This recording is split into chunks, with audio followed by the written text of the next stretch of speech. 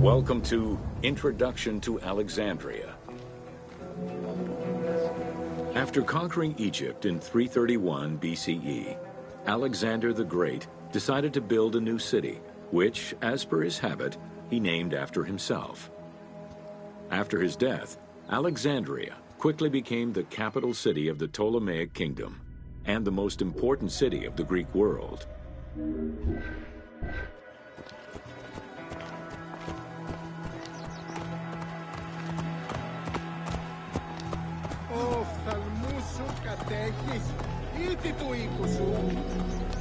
The city was built between the Mediterranean Sea and Lake Mareotis, which resulted in Alexandria becoming a crucial cultural hub and trading center.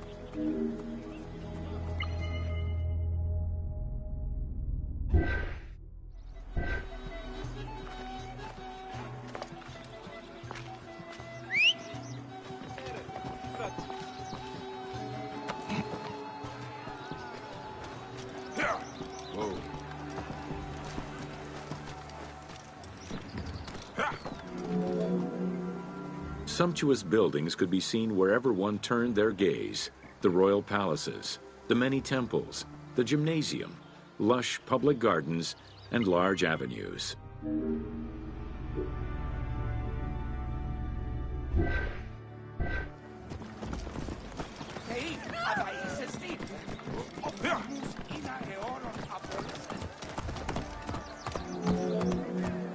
With its incomparable beauty and advantageous geographic location, Alexandria attracted foreigners, intellectuals, and traders. One of the most cosmopolitan cities of the ancient world, Alexandria supplanted even Athens as the most important Greek city in history.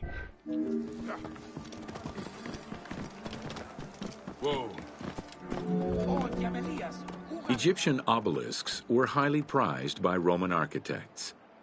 While Roman design previously favored the use of a single monument, Egyptian obelisks tended to come in pairs and were generally located at the entrance of temples.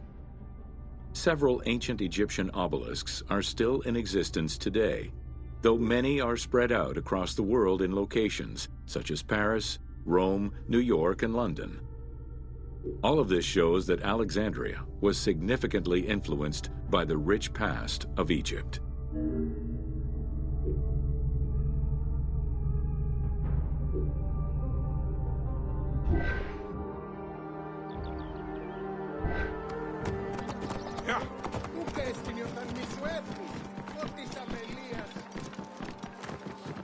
Whoa.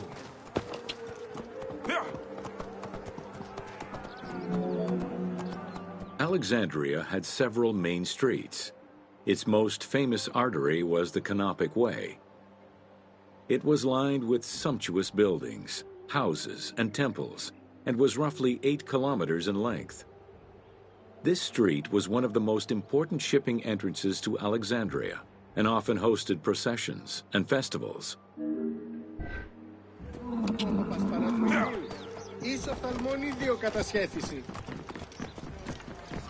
Whoa.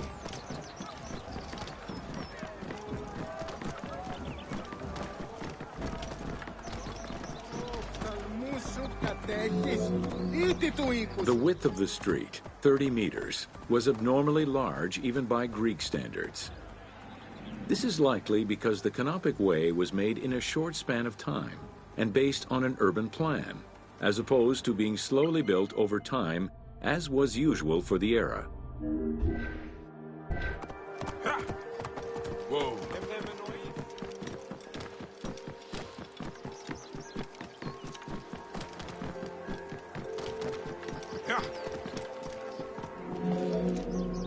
The Canopic Way originated in the western cemeteries, skirted the gymnasium, and then exited the city to head east through massive doorways towards Canopus.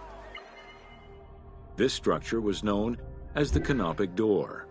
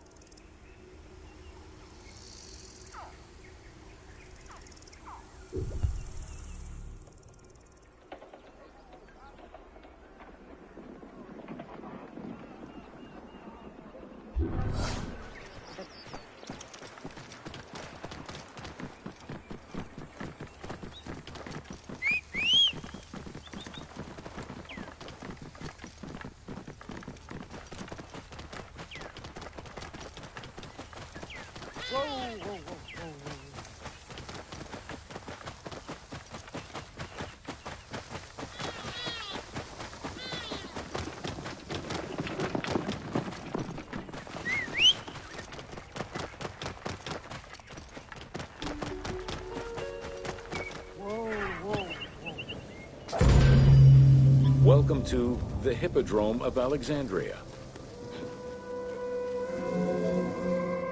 The main hippodrome of the city was called the Legeon, in honor of Lagos, the ancestor of the Ptolemies. Alexandrians were great lovers of horse racing. They were fascinated by the rivalry of these races, the agon, as it was said at that time, that every competition brought.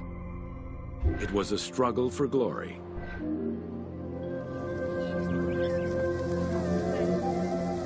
The most important chariot race was the Tethrypon. Using 4 horses with the quickest harness to the front right, the charioteer would race for 12 laps, with sharp turns at either end of the hippodrome. The victors were crowned with garlands of olive and received prize money, but the most sought-after reward was to be acclaimed by the works of poets, such as Callimachus and Pindar.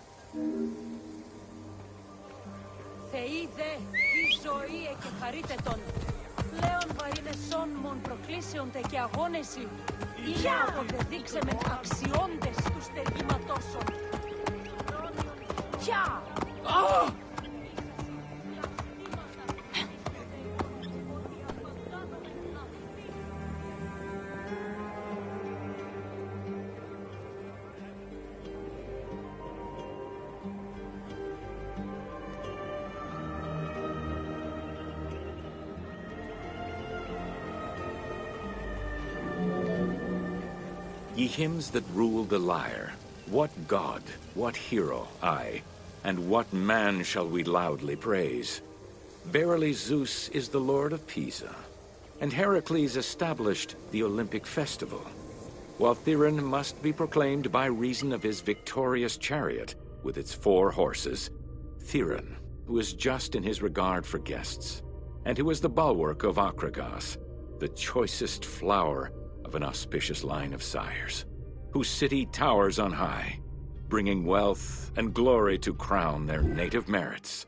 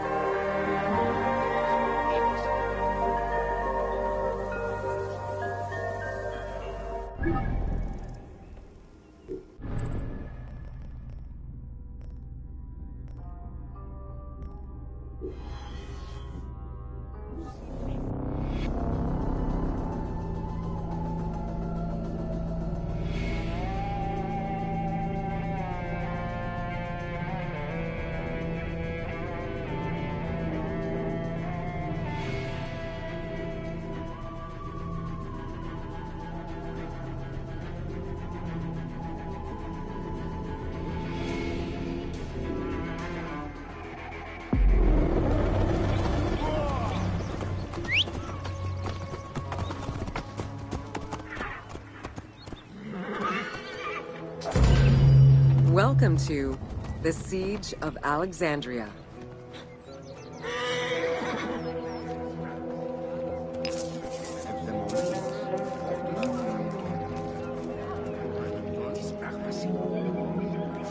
Among the collection of writings attributed to Julius Caesar are his descriptions of the Siege of Alexandria, the Gallic Wars, and the commentaries on the Civil War.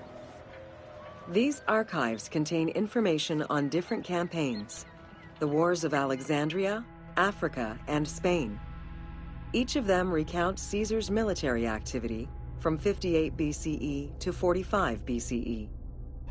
Though Caesar's documents remain a main source of information, it's important to note that the perspective is limited. It is necessary for other historical documents to be taken into consideration to provide a better understanding of events. The Siege of Alexandria closely relays the events of the Civil War that led up to the event and describes how Caesar was besieged in the palace of the Ptolemies. Other ancient authors have left equally valuable and sometimes contradictory information.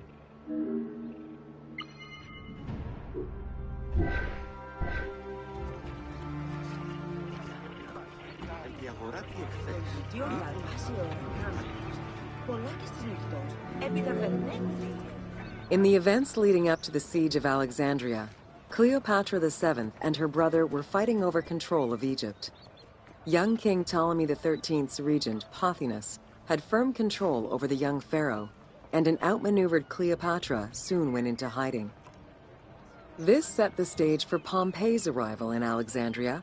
Having lost his battle against Caesar in 48 BCE, the Roman general turned to his allies, the Egyptians, for safe harbor. But on the advice of Pothinus, Ptolemy XIII had Pompey assassinated in the hopes of earning Caesar's favor. This would turn out to be a most unfortunate decision.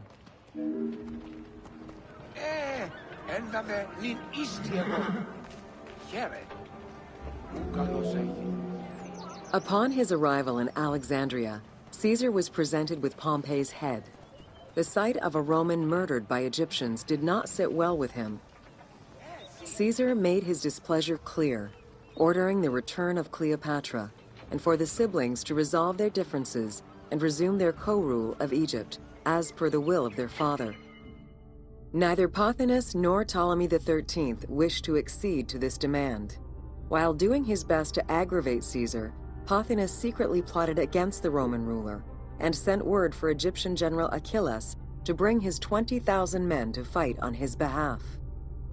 While Pothinus plotted against Caesar, Cleopatra made a bold move.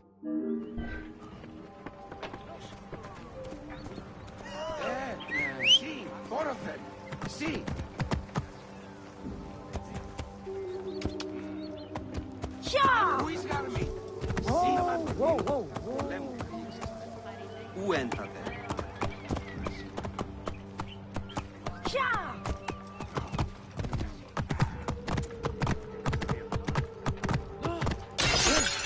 Whoa, whoa, whoa. Ciao!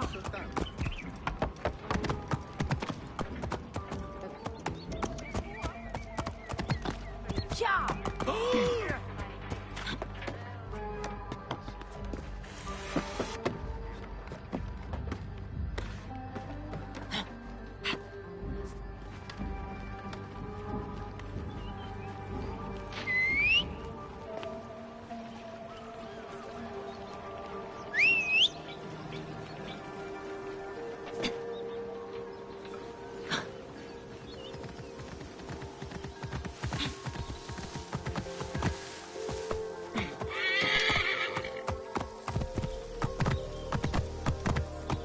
Whoa, whoa.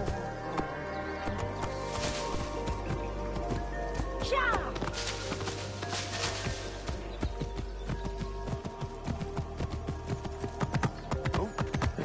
Whoa, whoa, whoa.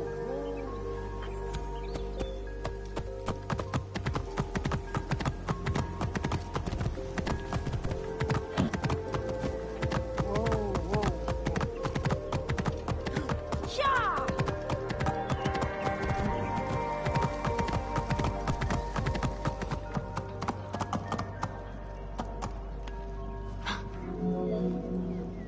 There are various descriptions of the encounter between Caesar and Cleopatra.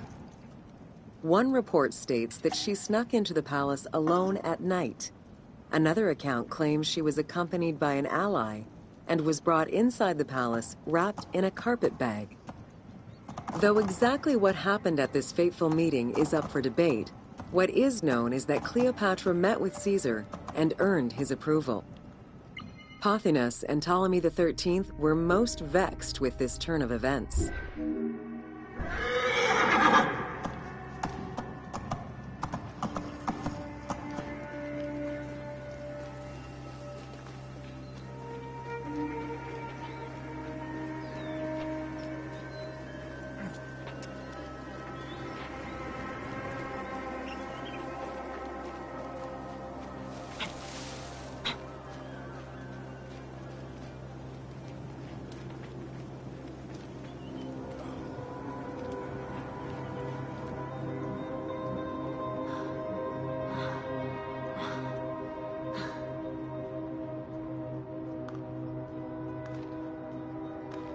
Ευτύχησαν.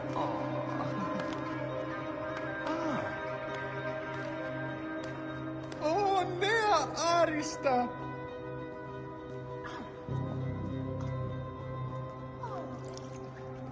Και αυτοί λέγουνε μου περισσότερο. With Cleopatra finally present, Caesar chose to act as mediator between the siblings in the hopes of a peaceful resolution. It did not take long for things to sour. During a banquet given to celebrate the reconciliation, there was an assassination attempt on Caesar. It was the Roman leader's own barber who thwarted the attack. Once it was revealed that the king's regent, Pothinus, had ordered the attack, Caesar had him executed. He then placed the young king under guard.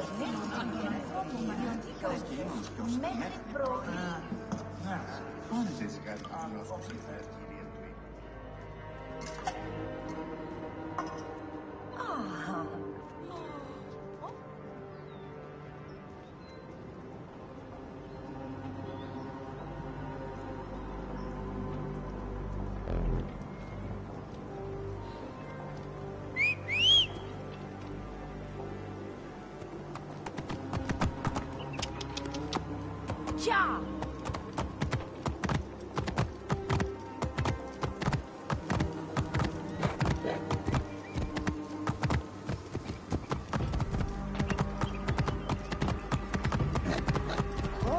Whoa, whoa.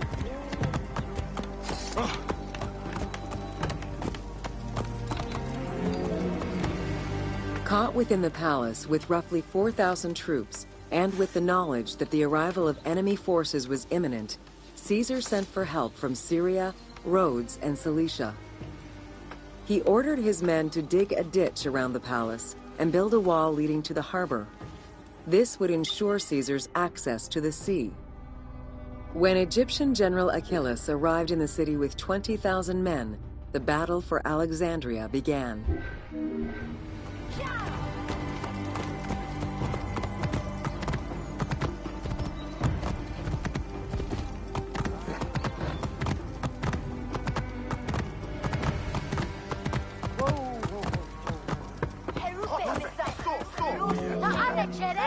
With so few men at his disposal, Caesar could not risk a battle just yet. He sent ambassadors to Achilles in the name of Ptolemy to propose a truce. Knowing that the orders did not come from the young king, and angered by the pharaoh's imprisonment, Achilles had the messengers assassinated. With Caesar confined within the palace, Achilles positioned his troops around the city. Skirmishes broke out throughout the streets of Alexandria and went on for several days and nights. Though they were outnumbered, Caesar's men were able to hold the enemy back.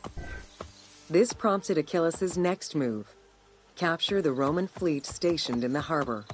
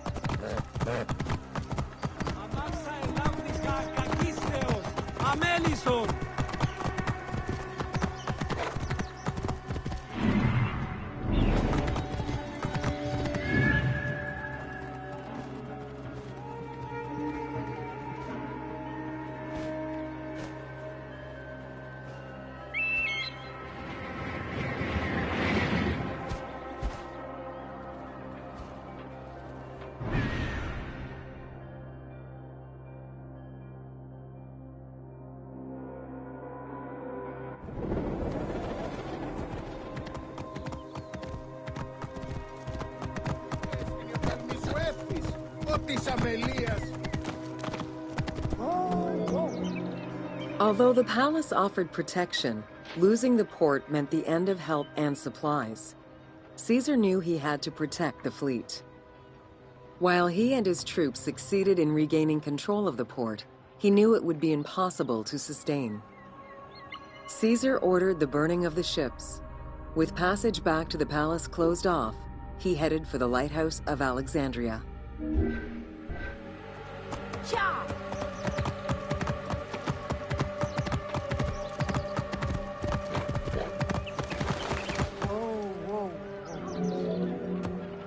Fighting their way through the Egyptian troops, Caesar and his men eventually reached Pharis Island.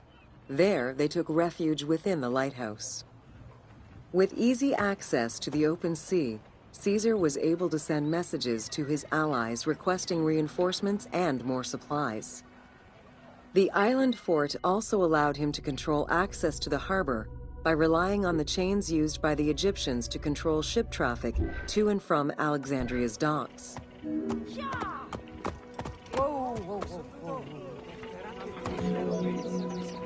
The exact chronology of events during the war in Alexandria remain imprecise. Conflicting accounts raise questions as to when, and even if, the Great Library of Alexandria was burned down at all.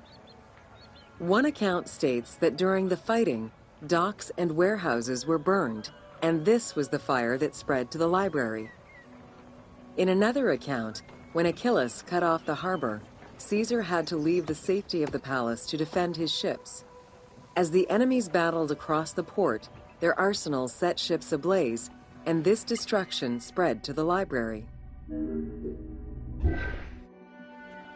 Whoa, whoa. In either case, the Great Library was not completely destroyed. Experts point out that its location was too far from the harbor, and much later texts refer to the Great Library as being intact. Warehouses near the harbor contained manuscript copies awaiting export, and it is more likely that these documents were destroyed than the Great Library itself.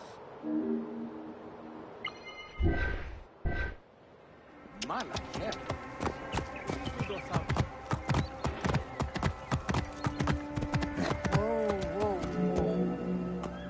The destruction of the Great Library may have been due to a number of fires over the ages.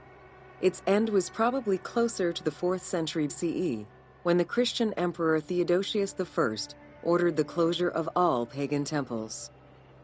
While some documents survived after being moved away, it remains unclear just what knowledge may have been lost.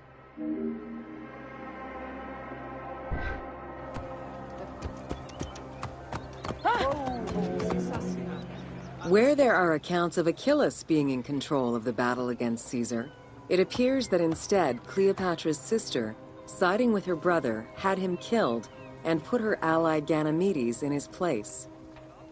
Ganymedes proved a valuable tactician for the Egyptian side. It was his idea to cut Caesar's access to the harbor, thus trapping Caesar at the palace.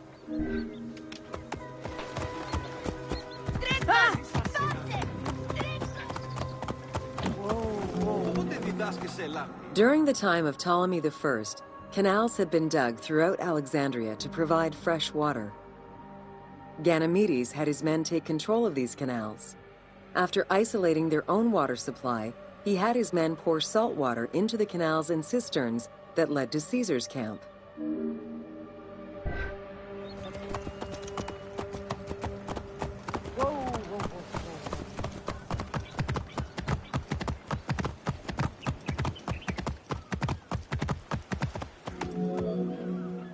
Panic erupted in Caesar's men.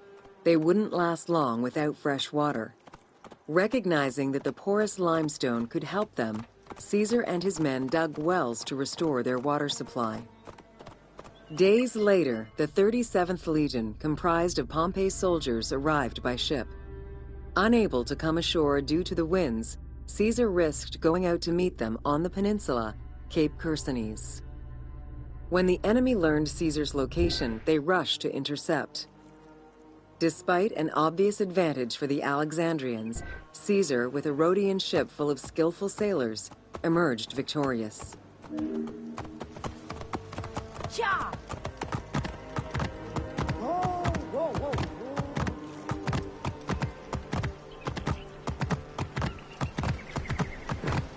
Cha!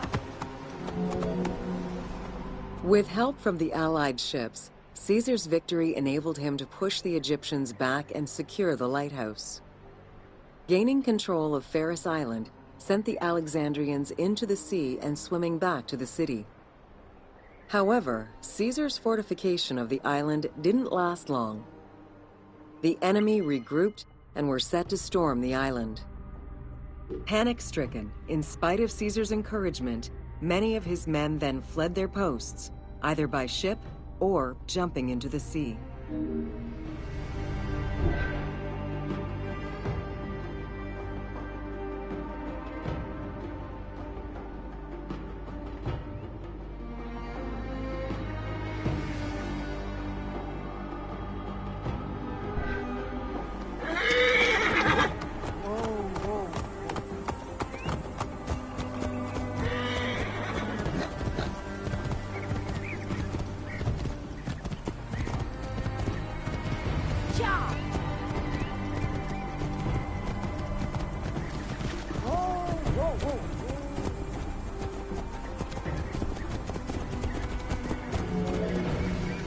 Caesar attempted to retreat, but Port Eunostos' harbor was overrun with enemy ships, preventing escape.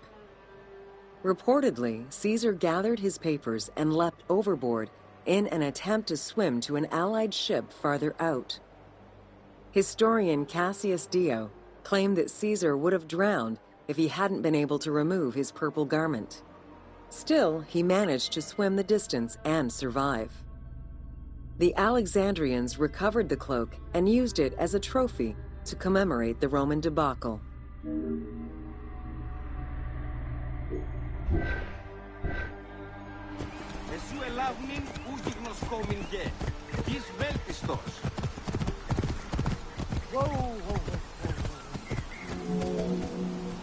Unhappy with Ganymedes and wanting their king restored, the Alexandrians approached Caesar with a compromise.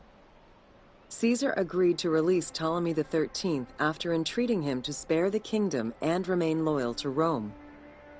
Once freed, however, the king defied the agreement and continued the war.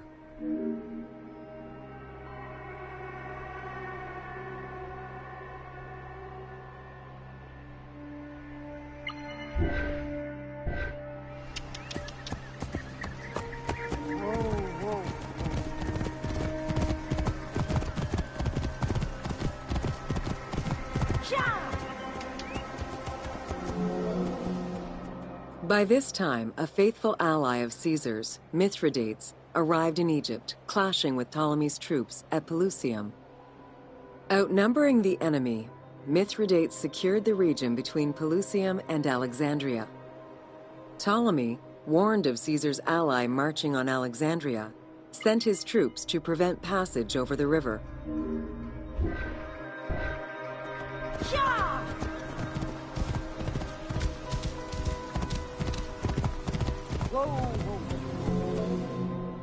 Mithridates warned Caesar in time, and the two groups confronted the armies of Ptolemy in the Delta. In the Battle of the Nile, the Romans gained the upper hand, sending the Egyptians fleeing. In the tumult and panic, King Ptolemy XIII drowned in the Nile.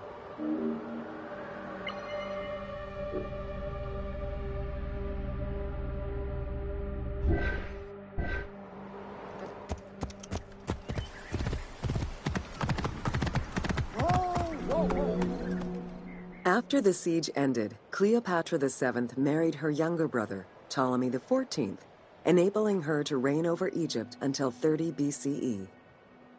Under her rule, Alexandria settled into its position within the Roman Empire and eventually surpassed Athens as one of the most important cities in the Roman Empire. Julius Caesar remained in Egypt for a short time. He and Cleopatra would later have a son named Caesarion.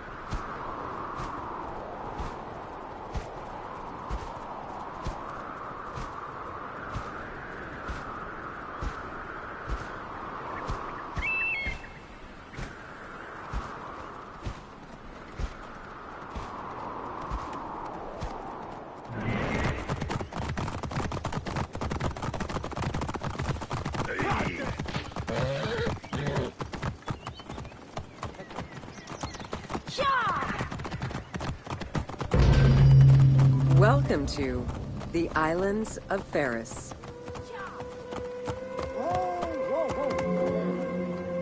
The Heptastadion was a bridge-like causeway connecting the island of Pharis to mainland Alexandria.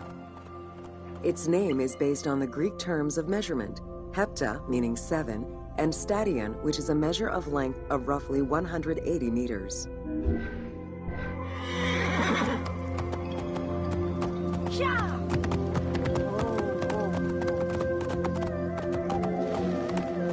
Since its construction would separate the Grand Port to the east and the port of Eunostos to the west, it was designed with channels at each end. These openings allowed passage from one port to the other.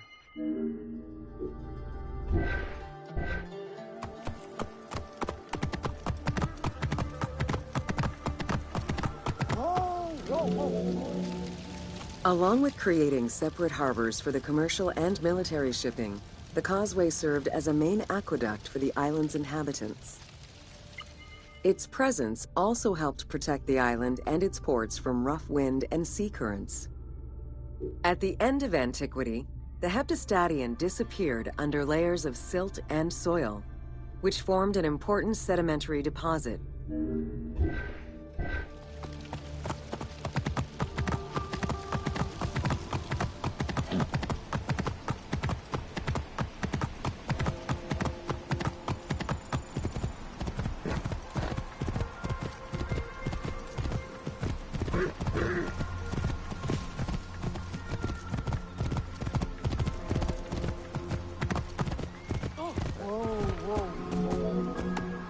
While the Serapeum was the most celebrated of the temples in Alexandria, many other temples were built within the city.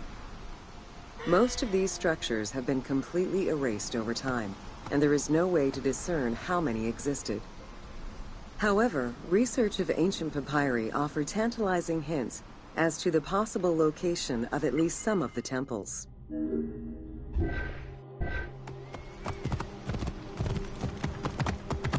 Whoa.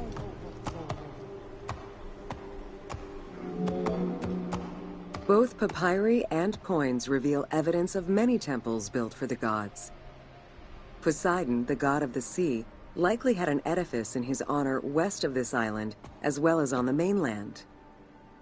This temple next to you is dedicated to Isis Pharia, the divine protector of the lighthouse. This location hosted annual celebrations in the month of April, known as the Sacrum Pharia, in connection to the lighthouse. In her incarnation as Isis Fortuna, the goddess carries a rudder and a cornucopia, both symbols of good luck for navigators. Whoa, whoa.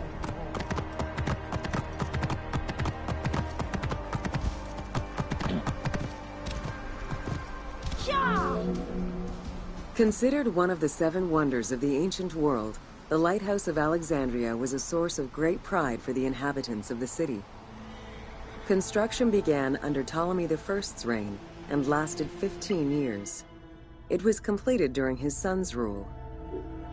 Once completed, the lighthouse was dedicated to the gods for the salvation of those who sail the sea.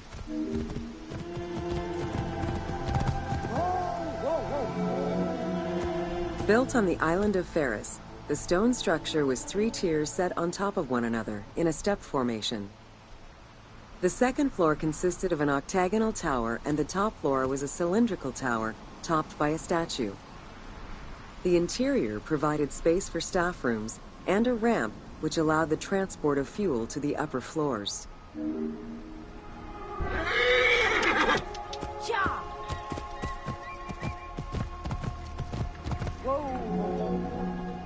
Essential to safe navigation through the rifts and shallow waters, the Pharos was a functioning lighthouse with a beam reportedly visible 50 kilometers away. It's unclear what kind of fuel was used or how much. Any other details of how the light worked remain a mystery.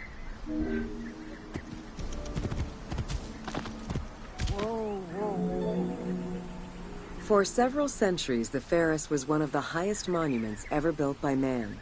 It measured roughly 110 meters in height, compared to the Pyramid of Giza, which was around 140 meters tall. Gradually, the structure was eroded by earthquakes and then completely destroyed in 1480 CE, when a fort was built over it. Archaeological excavations on the seabed have uncovered many blocks from the ancient building. Whoa, whoa.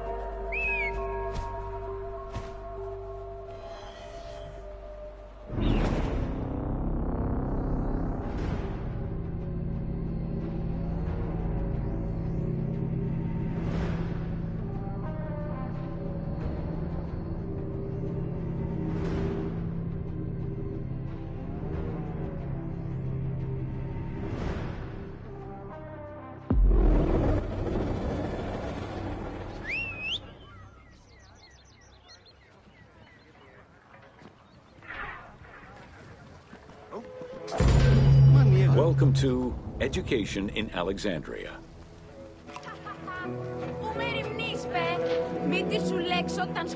The education of young Alexandrians did not differ from the one generally dispensed elsewhere in ancient Greece.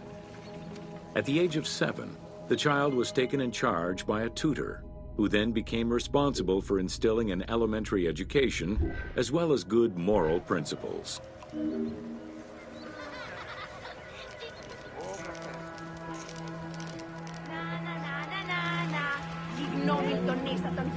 Teaching was generally done outside, in the open air.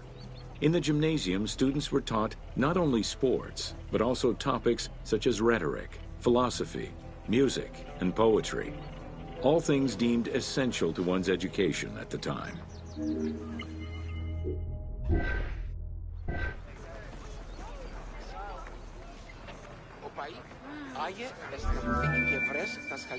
Here, both girls and boys are shown attending a class given by one of the rhetoricians of the era.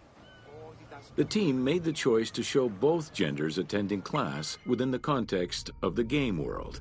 Even though it is historically inaccurate, the team felt it was not necessary to prioritize historical sexism over inclusive gameplay.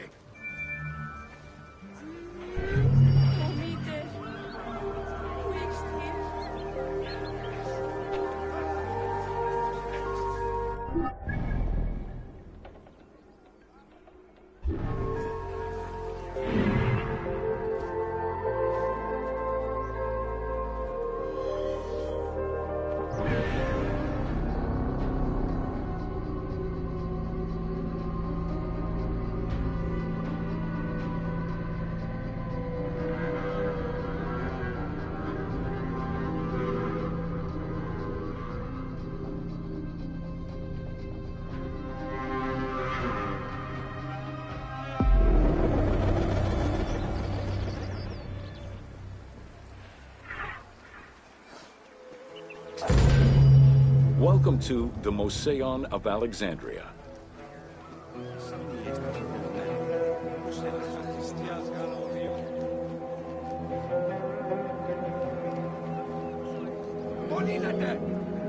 The Moseon was a sector of the city commissioned by Ptolemy I to rival Athens' Academy as an institute of intellectual pursuit. Dedicated to the 9 inspiring muses, the Moseon became a great center for philosophical and scientific enlightenment. It welcomed scholars from many kingdoms, inviting them to share knowledge in literature, science, and geography.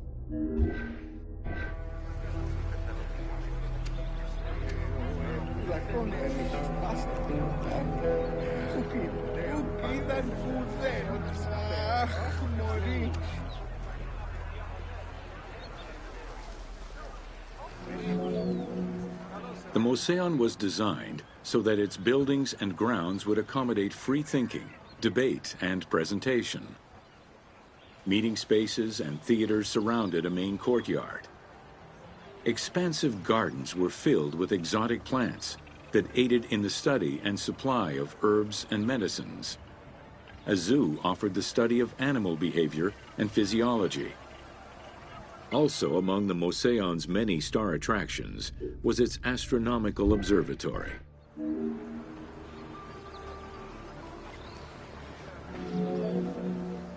Herophilus was a physician who lived most of his life in Alexandria.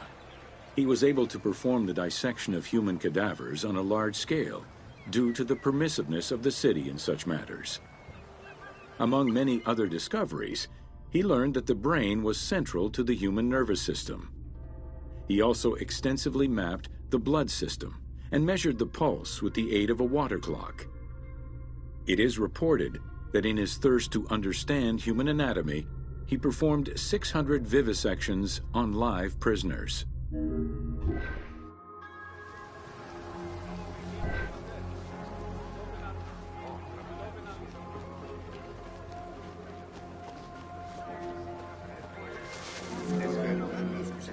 In order to be free to pursue their research, scholars were fed and housed at the Moseon at the government's expense. This freedom provided Alexandria's scholars a meeting space for intellectual pursuits and a haven for spiritual peace. Though nothing remains of the original Moseon, it lives on as the legacy of our modern museums.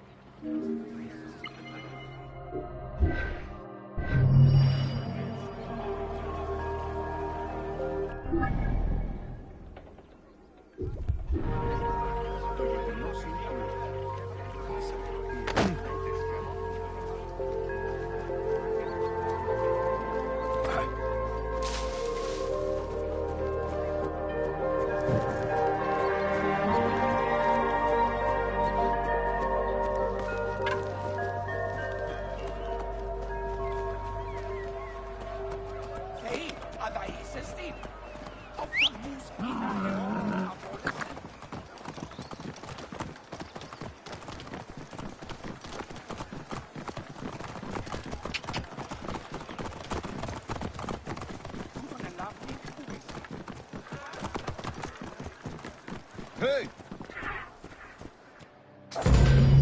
Welcome to the Serapion of Alexandria. Hey!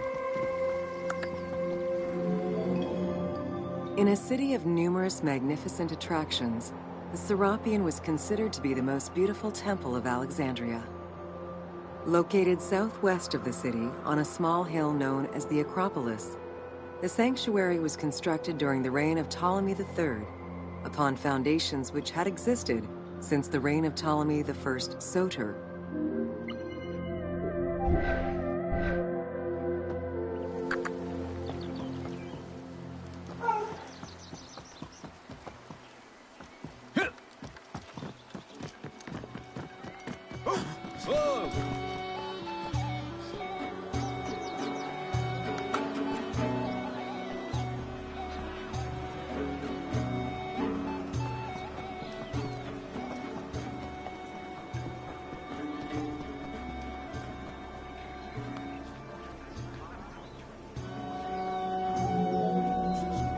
Visitors of the Serapion climbed 100 steps to reach the courtyard. Libraries were installed in the porticos surrounding the square building, with its roof and columns adorned with gold and gilded bronze. Pharaohs were generous to the temple, as were several Roman emperors after Egypt's conquest. An inner temple housed the statue of Serapis, dedicated to healing the sick.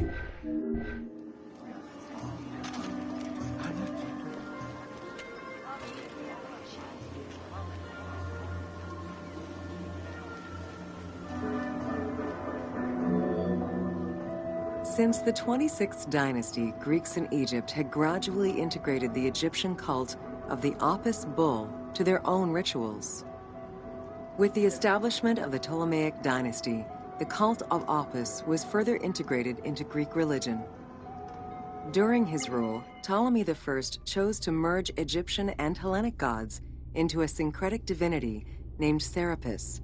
This name was the result of the amalgamation of Osiris and Apis.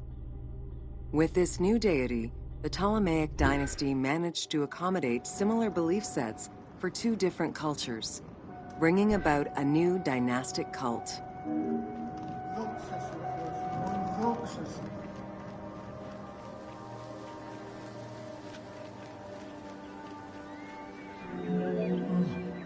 Serapis was also associated to other deities, including Asclepius, a Greek god of healing. It is possible that, as with the Serapis Temple of Canopus, the sick would visit this sanctuary, sleeping there overnight in the hopes of being healed within its hallowed halls.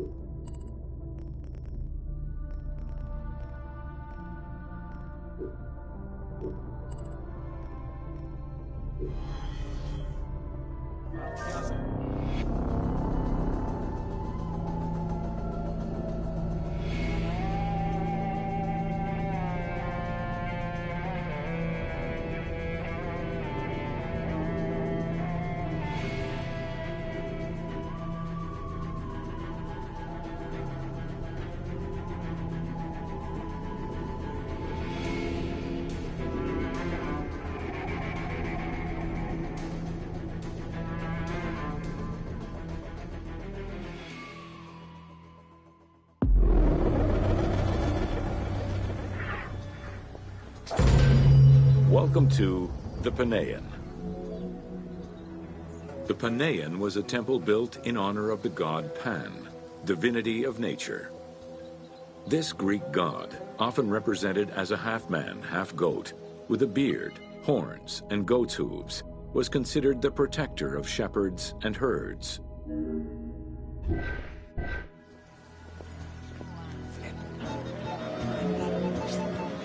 Pan's attribute was his namesake musical instrument, the pan flute. His temples were usually located in caves and on high mountains, and were frequented by shepherds. It is likely that Mediterranean cults adopted the imagery of Pan to symbolize the Christian devil.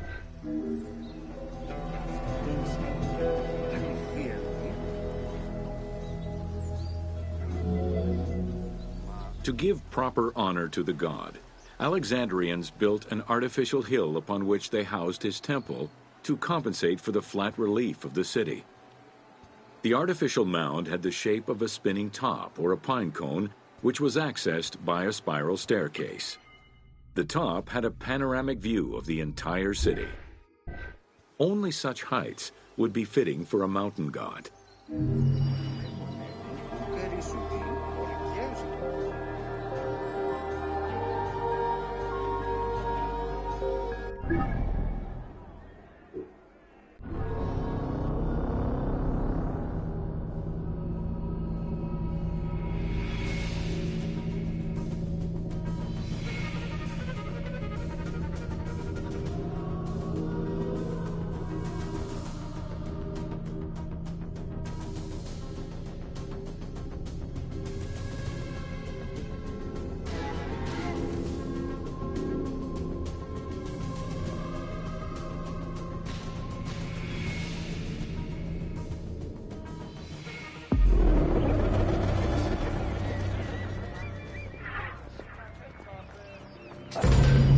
Welcome to Alexandria, a commercial hub. The ports of Alexandria were a major commercial hub, effectively connecting Egypt with the Mediterranean regions and beyond. A tremendous amount of materials and goods flowed through the city on a daily basis. The large port market was called the Emporion. It was there that merchandise was traded by the ship owners, called nakliros.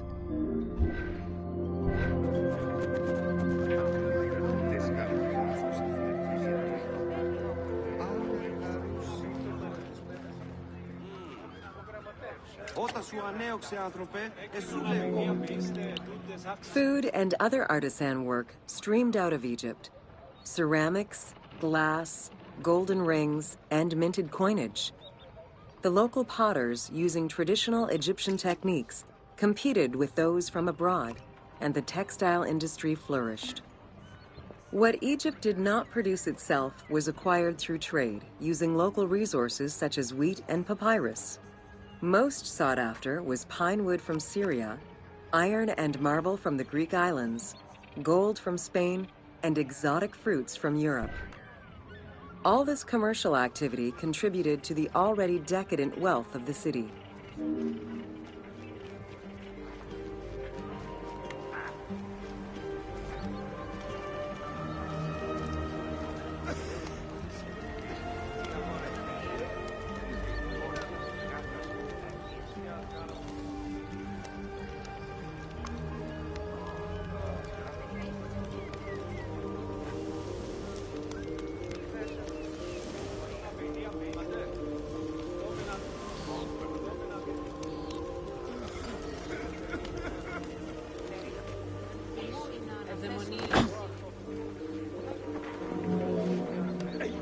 The wood imported to Port Mariotis through Alexandria's seaward ports was used in the nearby shipyards, where most of Egypt's ships were built. Employing tens of thousands of shipbuilders, the shipyards contributed to establishing the Egyptian fleet as one of the mightiest of the era. Any wood not used in shipbuilding was further disseminated through Egypt for various purposes.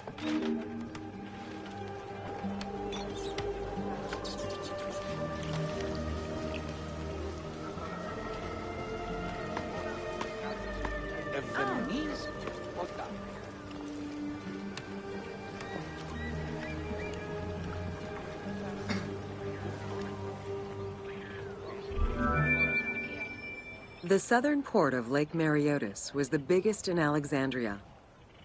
Save for a branch angling westward, the lake's size in the Ptolemaic era was roughly 40 to 50 kilometers from north to south. Its waters were maintained by a steady runoff from the Nile. In addition to the lake, a man-made canal was created to assist in the transfer of goods from the city to the port using barges, though it is not represented in the game due to its size.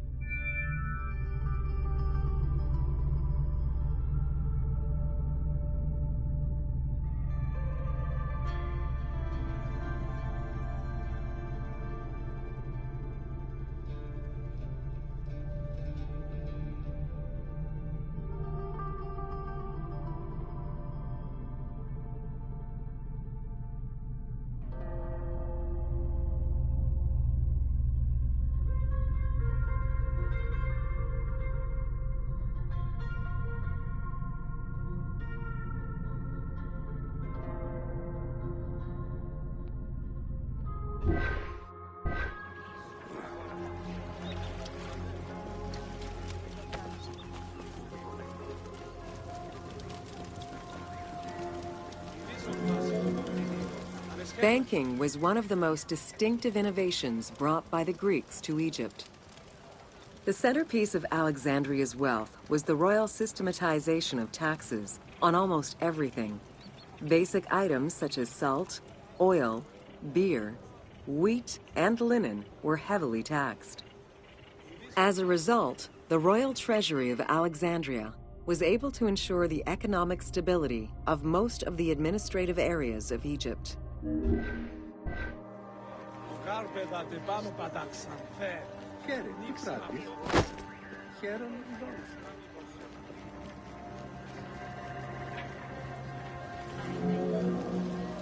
By the late 12th century, the channel feeding the lake from the Nile silted up. Lake Mareotis lost its connection to the Mediterranean, as well as most of its water, as the lake slowly evaporated to a fraction of its former size. In modern times, Lake Mareotis is being kept alive through irrigation. However, only about 17% of its original size remains.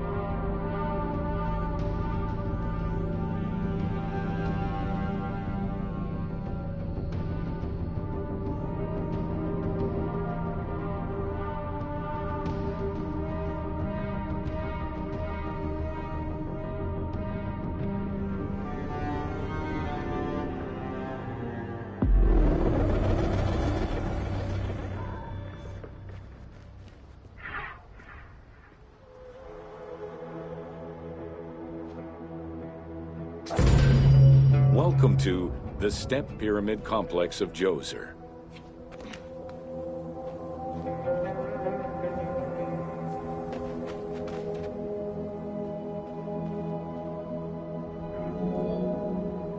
The Step Pyramid is at the center of an enclosed complex, comprised of temples, models of palaces, and artificial constructions, all built for the afterlife of Pharaoh Djoser. The funeral complex itself covers 15 hectares and is located on the highest point of the Saqqara Plateau. It's clear from the elaborate detail and scale of the complex that this was a technological marvel of its time. The only fragment of information regarding the design plans of the complex was discovered on a section of stone containing an architectural sketch of a vault. The Step Pyramid is the first monument built of stone. Standing at 60 meters high, it was the tallest of its time. Built 4,700 years ago, it was originally intended as a mastaba, which was a flat-roofed rectangular tomb. its famous architect, Imhotep, may have felt this was too humble for the great pharaoh Djoser and began to add the steps.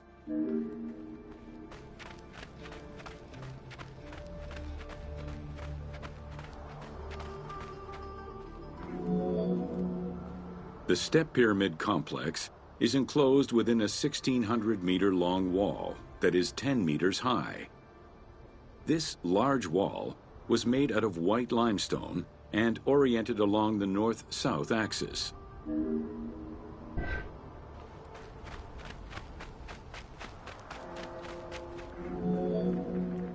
While there are 14 doors, only its eastern door was intended to accommodate the living. The remaining false doors were built as portals for the king's ka to pass through. Along with false doorways, the walls were designed with bastions and steeples resembling a defensive wall. The positioning of these design elements suggest that they were related to the Hebsed festival.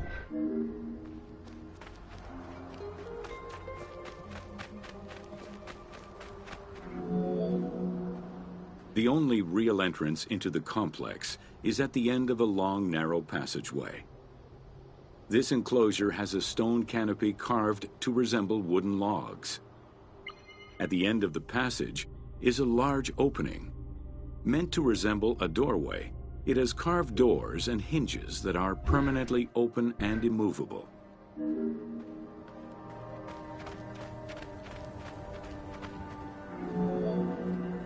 The corridor is lined with 20 pairs of columns up to 6 meters high, built by stacking stone drums. The completed facade was made to resemble reed stock bundles. Traces of red paint were found on the columns, along with black paint on the support walls. This would have had the effect of blending the walls into the shadows to give the red columns the illusion of standing on their own.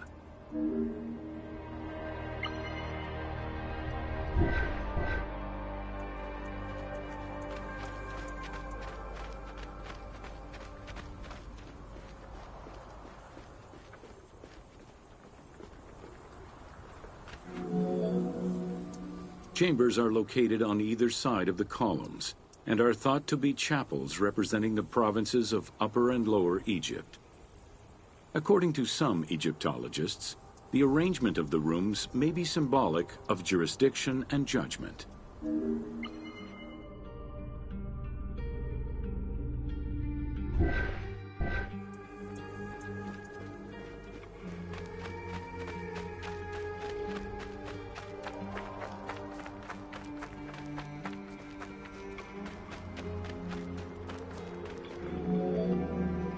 Guarded by a line of carved snakes, this tomb is located at the southern end of the courtyard.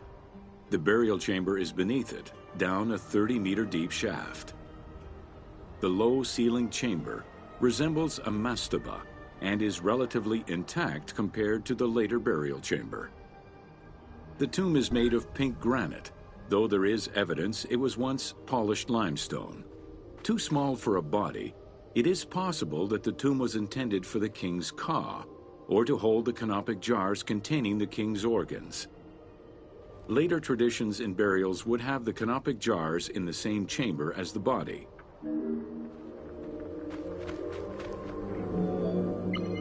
Guarded by a line of carved snakes, this tomb is located at the southern end of the... A polished limestone staircase leads west from the tomb to underground apartments. Some of these rooms were intended to accommodate the king and his family in the afterlife. Many large jars of pottery were found, including some that still had deposits of beer, milk, and oil inside them. The false doorways are decorated with reliefs of the king taking part in rituals. In these reliefs, he is seen carrying agricultural tools, running, and performing a ritual for the reanimation of the deceased.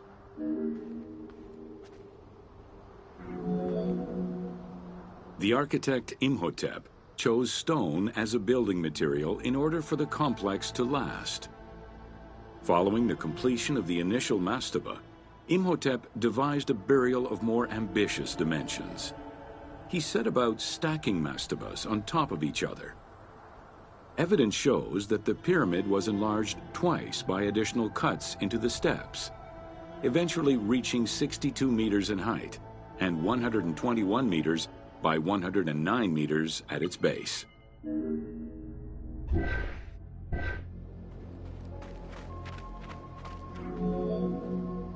A staircase allowing the pharaoh to enter the divine world was represented by a tiered pyramid, oblong in shape, completely enveloping the original mastaba.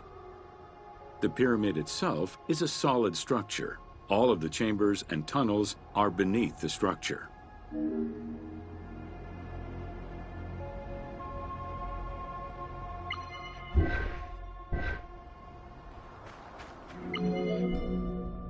Pharaoh Djoser the Sacred was the founder of the Third Dynasty. He ruled for 19 years. During his reign, he was known as Horus Negereket, divine of the body. He was given the name Djoser several centuries after his death as a sign of respect, and he is regarded as one of the greatest pharaohs of Egypt. An apocrypha was drafted in his name during the Ptolemaic period, 2,500 years after his death. Djoser was associated with the sky god Horus in his human form. A plinth near the step pyramid is inscribed with his name and associated with Horus. He was the first to reside in Memphis, making it the central hub of government for the region. Djoser was known to have built many temples and monuments before the complex at Saqqara. The funerary complex was the first of its kind and would mark Djoser's greatest architectural achievement. The funerary complex was built to resemble Djoser's palace, with the stone carved to imitate mud brick, trees, and reeds. Creating these details and softer textures in hard stone would have been a time-consuming, labor-intensive task. Much of the complex is designed to accommodate the Hebsed festival, allowing the king the ability to affirm his rule even in the afterlife.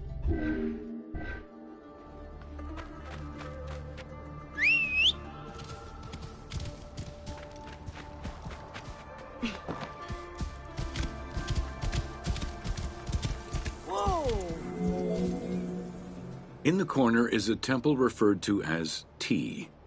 This temple is among the most mysterious structures in the complex. Its outer facade is plain, while inside it is decorated with intricate jed pillars and carvings.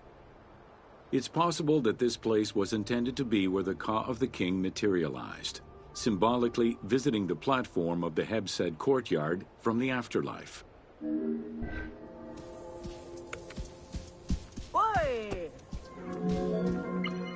In the corner is a temple referred to as T. This temple is among the most mysterious structures in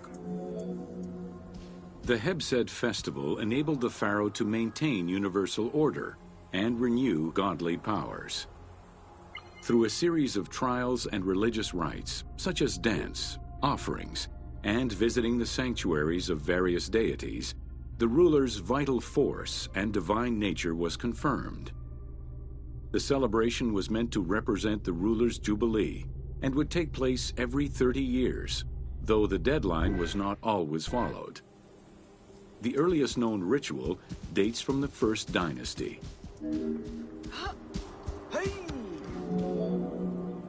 Within the complex of Djoser, southeast of the pyramid, is a dedicated space for this essential ritual to be performed by the king even in the afterlife. The Hebsed courtyard is lined with false chapels and equipped with a platform featuring two staircases meant to represent Upper and Lower Egypt.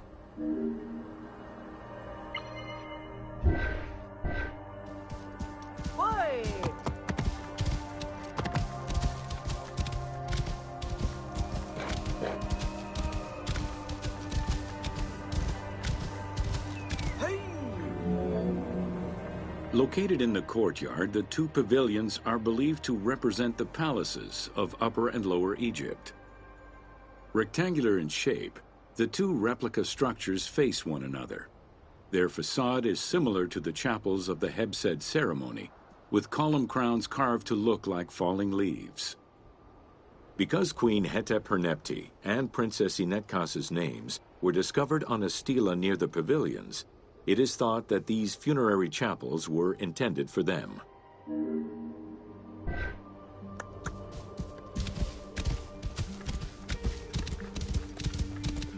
Whoa! The funerary temple is on the north side of the complex, facing the stars where the deceased ruler was believed to travel after death. Within this temple was the pharaoh's serdab, or cellar. It is a small, enclosed space with one wall sloped to match the first step of the pyramid.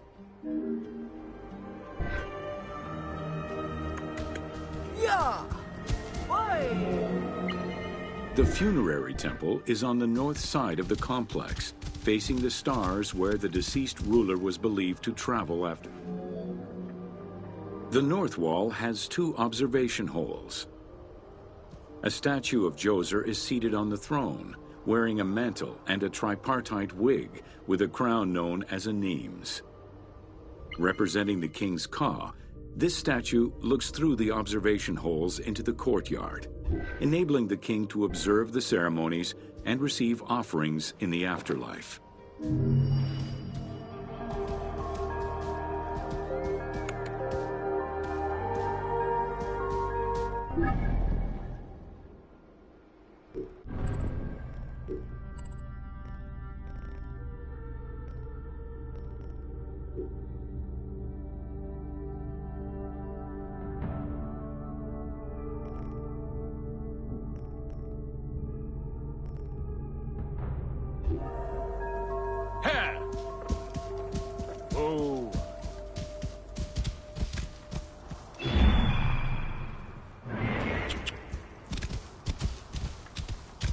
Whoa. Here!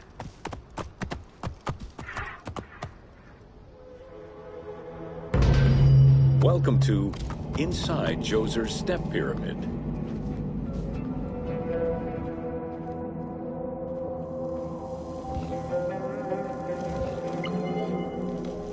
The architect of the Step Pyramid, Imhotep, was a man of great importance to Pharaoh Djoser and ancient Egyptians in general. The base of a statue of Djoser, discovered in 1926, celebrates Imhotep as a carpenter, sculptor, stonemaker, and chief of the seers. Little is known of Imhotep's day-to-day life. While he is credited for writing medical texts, it is for his role of architect that he is most famously known.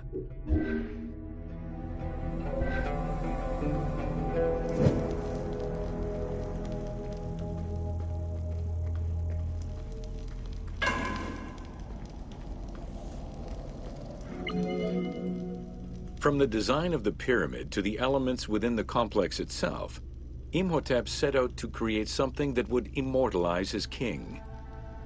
An architectural achievement, the Step Pyramid was made from stone blocks instead of mud brick. It was the first time Egyptians built a monument of that height. Imhotep explicitly intended for the stone to reflect natural materials. The funerary complex of Djoser remained famous throughout the centuries and millennia, and its great architect, Imhotep, was deified by ancient Egyptians during the late period.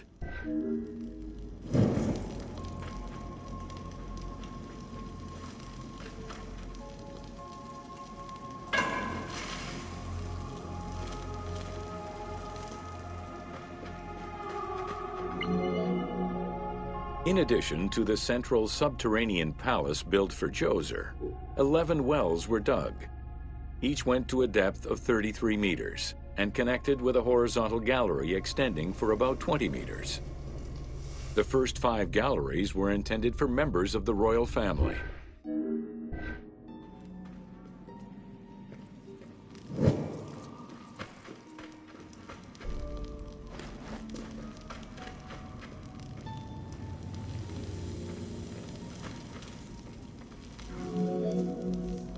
Two passages lead underground and branch off in 3 directions to various magazine galleries. This vast underground space accommodated sections for storage and ceremonial offerings. One of the tunnels, starting on the east side of the pyramid, contained 40,000 stone vessels, many of them belonging to the king's ancestors.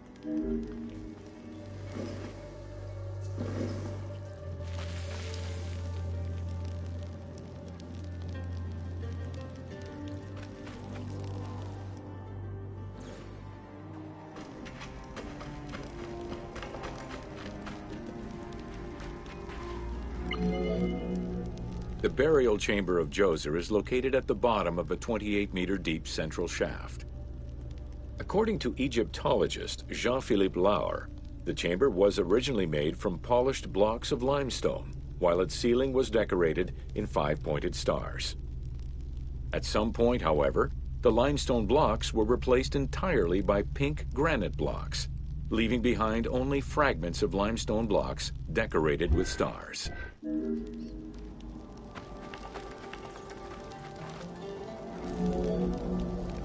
At the foot of the chamber are many tunnels going in all directions. This maze of tunnels, galleries, and chambers stretches over 5 kilometers. There are a number of dead ends and false doors. They may have been intended for the afterlife, rather than to fool thieves.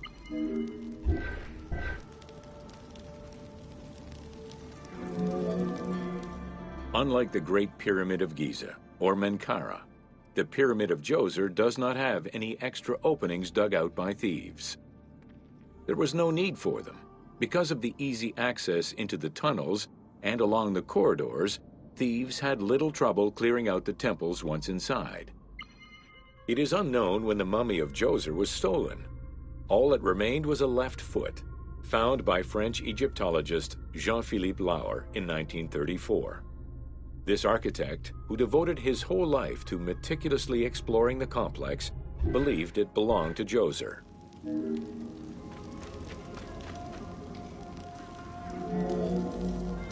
The pharaoh's apartments, also known as the blue chambers, are decorated with blue-green tiles meant to imitate the reed matting that covered the walls and windows of his palace. The stone is carefully curved and painted to look like the rolled mats of open doorways and curtains.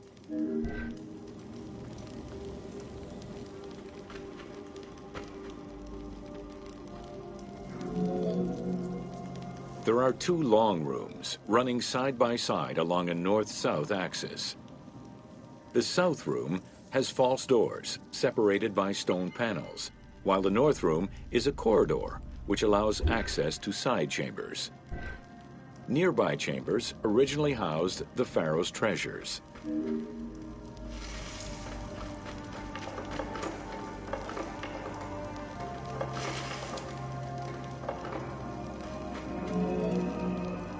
The door frames are made of fine limestone and carved with the king's name. As in the south tomb, reliefs are carved into the doorways. These reliefs show the king performing rituals and visiting divine sanctuaries for all eternity. Their interiors are fictive additions made by the team to add to the wonders of the tomb. It is clear from the elaborate detail and scale of the complex that this funerary monument was a technological marvel of its time.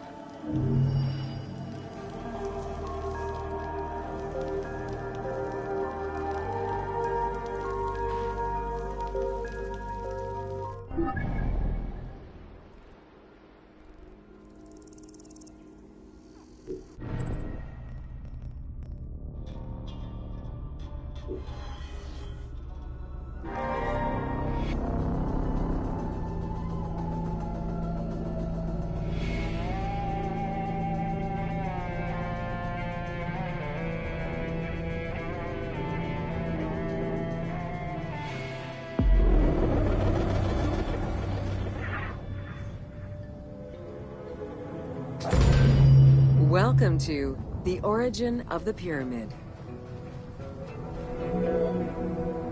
The origin of the word pyramid is controversial.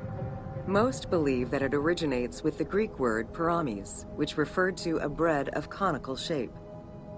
Life and death in ancient Egypt were modeled on the cycle of the sun. The perfect shape of the smooth-faced pyramid became associated with the metaphor of the pharaoh transformed into one of the sun's rays in death. Pyramids represented the Benben, the primordial mound of the Heliopolitan creation myth. These stories permeated every aspect of Egyptian life to a greater or lesser extent.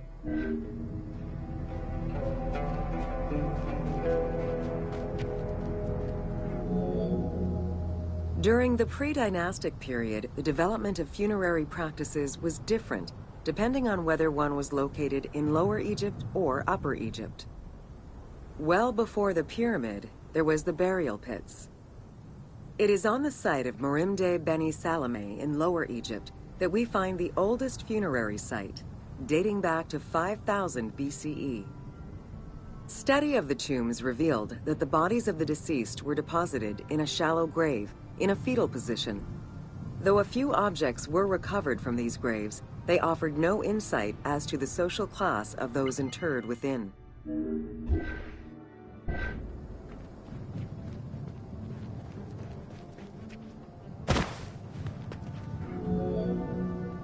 In Upper Egypt, pre-dynastic practices are easier to study, but reveal more complex funerary rites.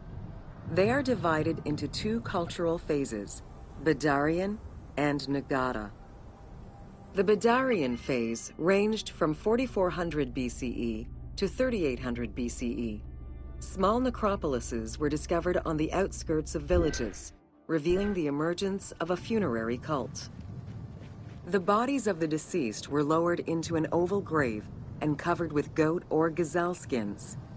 Items needed in everyday life were added alongside the body. During the three Nagada periods ranging from 4000 BCE to 3510 BCE, funerary practices evolved in complexity. The shape of tombs changed from oval to rectangular, mimicking the homes of the living. The size of the burials increased and funerary items became more stylized and numerous. Tombs gained complexity with masonry, wooden veneers, or raw bricks added to strengthen the structures. In time, socially stratified necropolises emerged. For example, in Hierakonpolis, the elite and commoners had separate necropolises.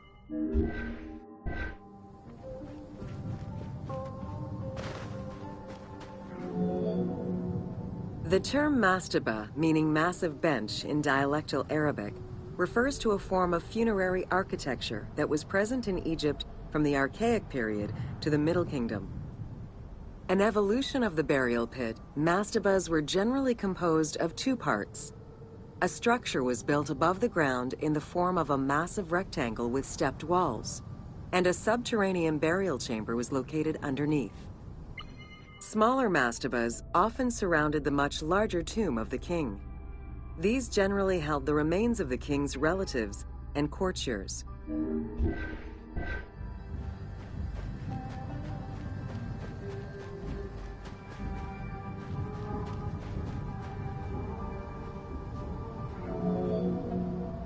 The arrangement of the substructure of the mastaba evolved during the course of the Old Kingdom.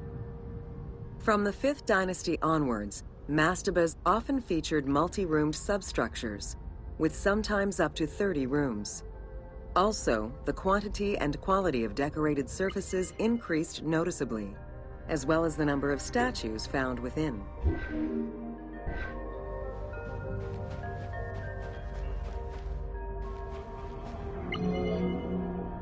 The 6th dynasty would see art used to its utmost.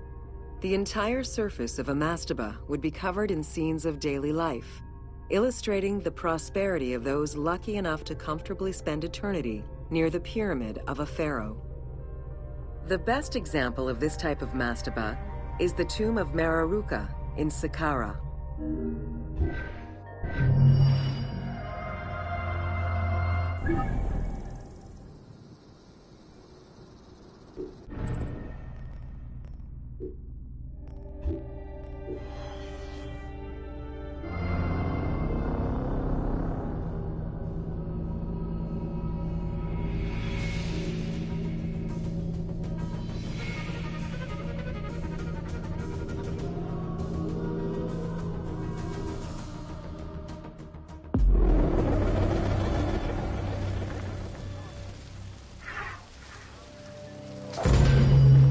Welcome to Sneferu's first pyramid. With the long reign of Sneferu, the first king of the 4th dynasty, the most brilliant and creative period began for the construction of funerary monuments in Egypt.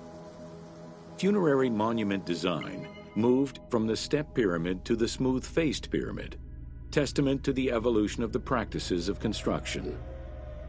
The first attempt at this design was the Pyramid of Meidum.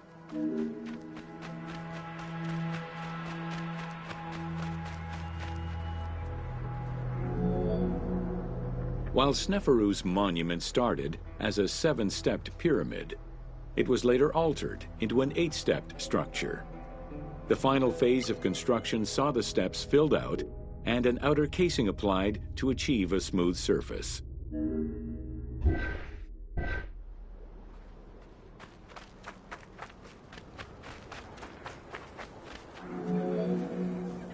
The smooth dressing of the walls did not provide sufficient bonding, however, and the outer casing did not rest on sound foundations.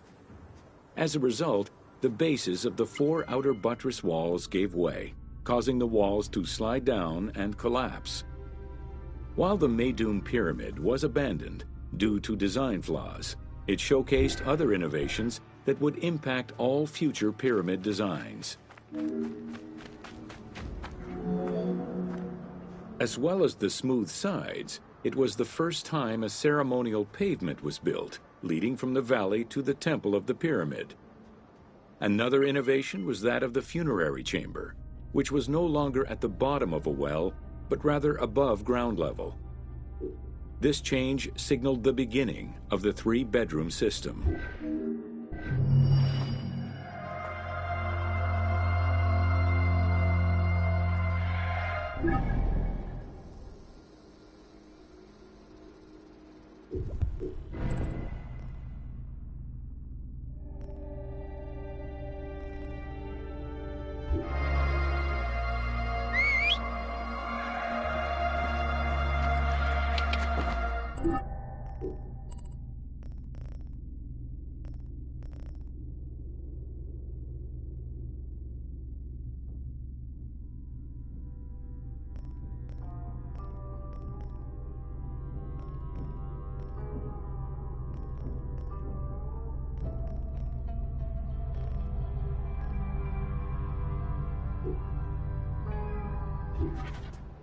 Here!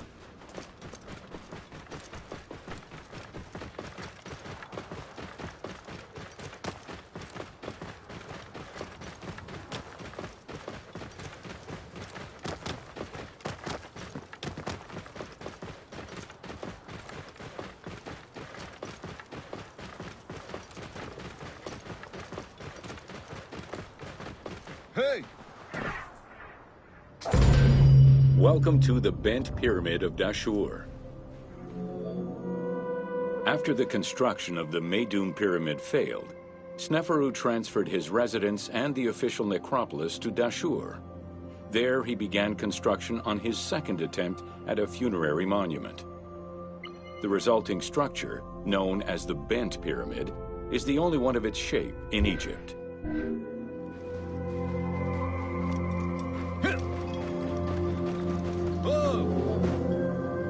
Though the pyramid also proved unstable and was abandoned, it marked a technical and architectural breakthrough.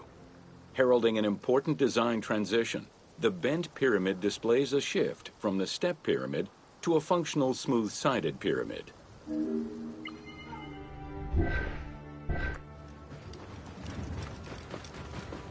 Hey!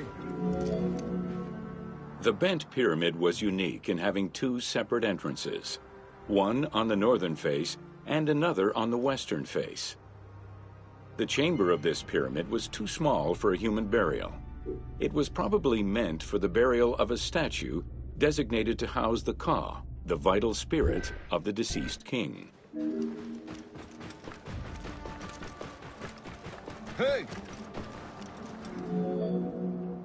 With the Bent Pyramid, architects successfully experimented with a completely new idea: to build the pyramid with a core of huge stones settled on a progressive horizontal design. This way, each construction phase could be completed in a single stage, allowing the architect complete control over every design element. Unfortunately, these precautions did not prevent sagging or cracks in the interior rooms of the pyramid. Sneferu abandoned the monument and began the construction of yet another pyramid.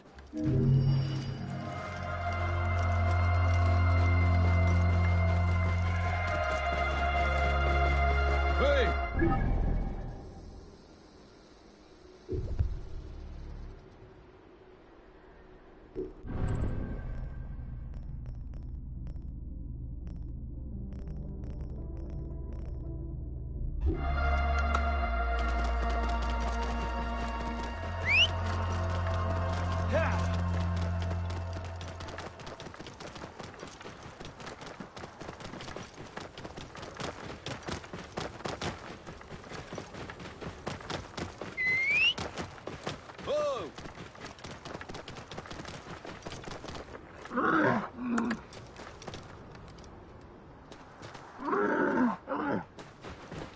Hey! Yeah!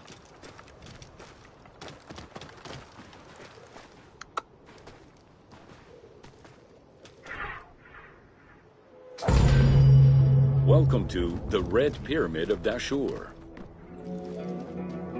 The Red Pyramid was built 2 kilometers to the north of the Bent Pyramid. It was so named due to the reddish limestone used in its construction. The Red Pyramid reached a height of 105 meters. While the ground level of the Red Pyramid is lower than that of the Bent Pyramid, its height is virtually the same. The task of making the pyramid a geometrical, true flat-face pyramid brought about yet another new design concept: the use of casing blocks. Yeah!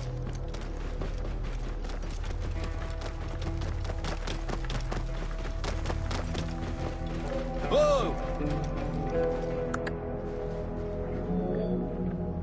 The descending corridor of the pyramid, which opens to the north, arrives at ground level, where 2 almost identical spectacular chambers with high ceilings are aligned north to south and connected by a short horizontal passage.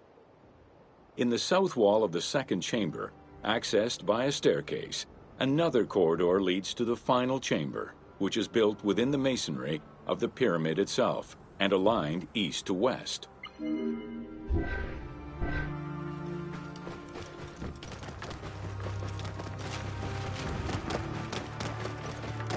Hey!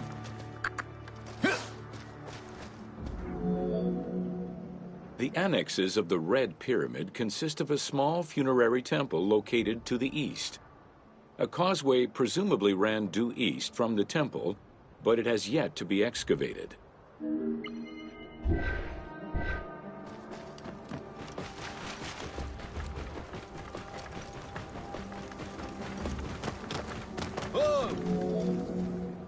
The Red Pyramid was structurally sound, and once finished, marked a remarkable design milestone.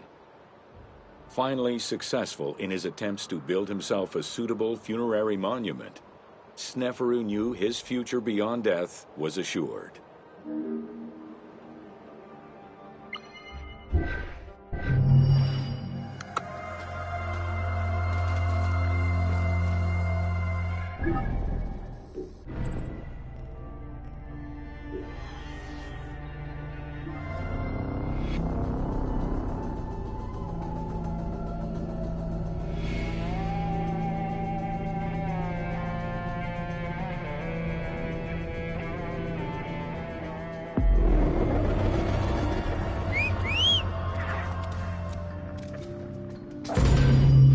Welcome to Pyramids of the Middle Kingdom. Hey! During the Middle Kingdom era, the powerful rulers of the 12th dynasty resumed the tradition of elaborate pyramidal tombs. For example, Amenemhat I built a funerary complex in Lisht, and Senusret II selected the Elahun site in the Fayum. Amenemhat II and Sesostris III, however, cast their favor towards Dashur. Amenemhat III built a pyramid there as well before moving to Hawara in the Fayoum. Hey! The plundering of tombs in troubled times prompted the architects of the Middle Kingdom to devise increasingly complicated means of security during construction. As such, while the architectural plans of the Hawara pyramid were simpler than the one at Dashur, the means used to protect it from looters were much more elaborate. Beyond the use of blind passages and concealed trapdoors, the architects relied on a system of stone slabs, which were slid into place at the end of construction. These massive stone slabs were meant to permanently block the passageways leading to the funerary chambers. Yeah!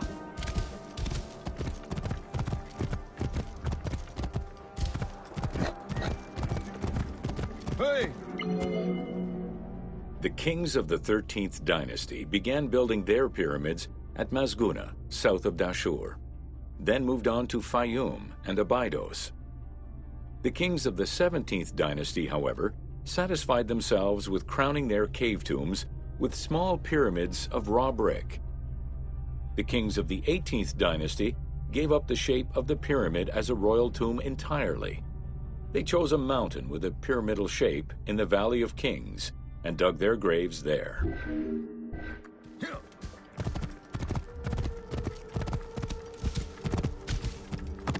Whoa!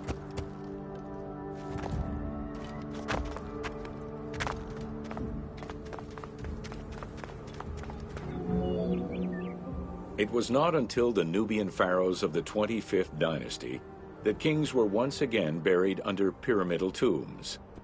In fact, today, the area of ancient Nubia, modern Sudan, contains a record number of 220 known pyramids to Egypt's 138. Despite their slow decline in use and quality, pyramids continued to fascinate all and sundry up to the Roman era. They remain to this day a symbol of the religious dedication of the pharaohs and the grandeur of ancient Egypt.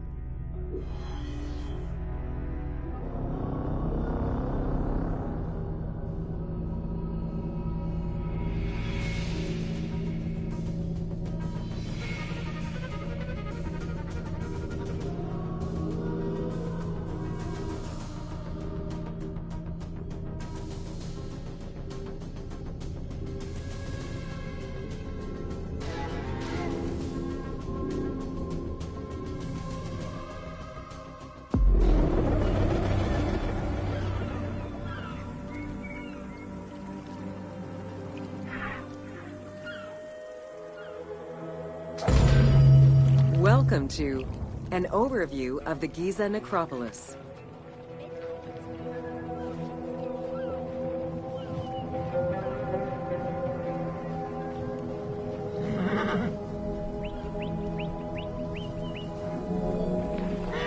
The Giza Plateau is located on the west bank of the Nile and was considered by ancient Egyptians as the domain of the dead. The pyramidal complexes found there were built over the span of 3 generations, during the reign of Khufu, Khafre, and Menkaure.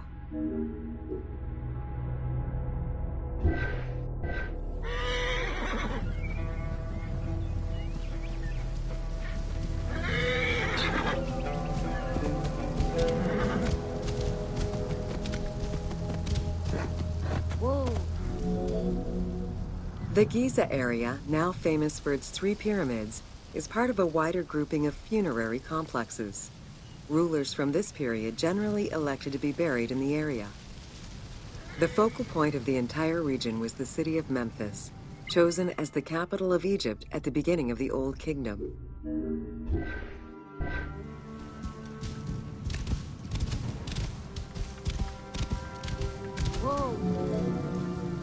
The placement of the Giza monuments, and particularly that of the pyramids, followed a practical yet strict alignment. First, they focused on cardinal points, and then they accounted for the natural geology of the plateau.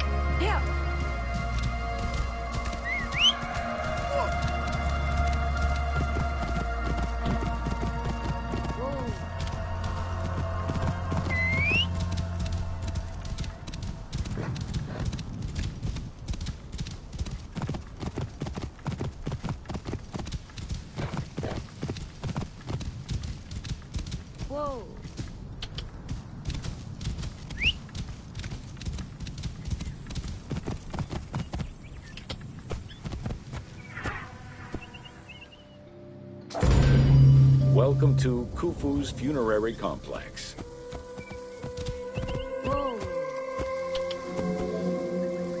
The Valley Temple was the first architectural component encountered when one entered the funerary complex.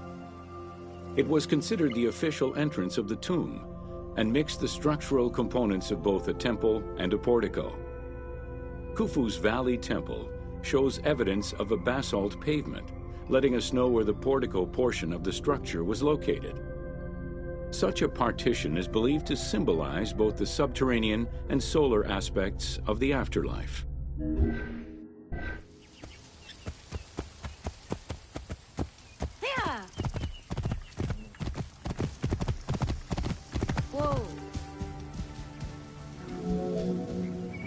Khufu's causeway ran from the floodplain up to the plateau, linking together the Valley Temple and the Mortuary Temple.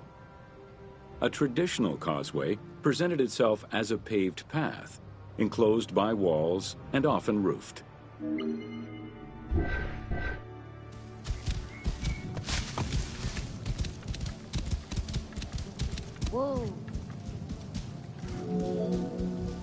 Fragments discovered by archaeologists indicate that the walls in Khufu's causeway, one of the longest known to us, were decorated with carvings and possibly paint.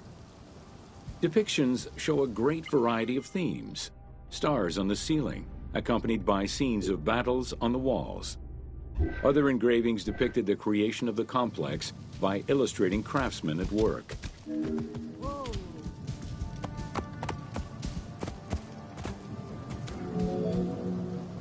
The most impressive private cemeteries of Giza are located east and west of Khufu's pyramid. The eastern cemetery was reserved for members of the royal family, while the western cemetery was mostly set aside for various court dignitaries. In both areas, private tombs, also known as mastabas, were aligned and laid out methodically in streets and avenues. This arrangement was probably an attempt at recreating the king's court for the afterlife.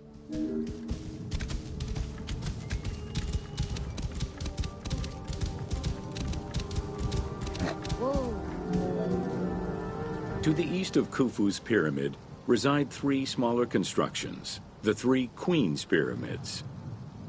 A sloping passage led from the ground surface to a burial chamber, cut out of the bedrock and lined with masonry. If it seems quite certain that these monuments were intended for queen's burials, the identity of the original occupants is hard to assess.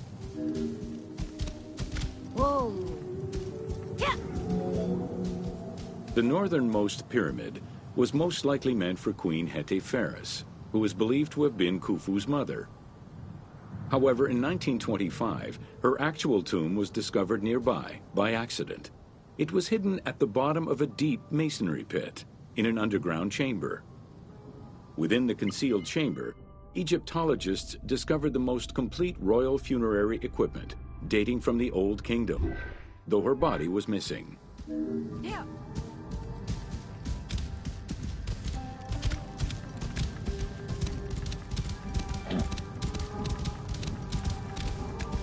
Whoa.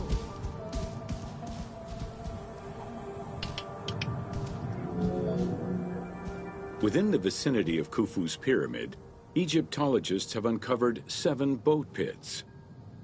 The exact function of such boat-shaped pits remains unconfirmed, though one can easily conjecture that it was symbolic in nature.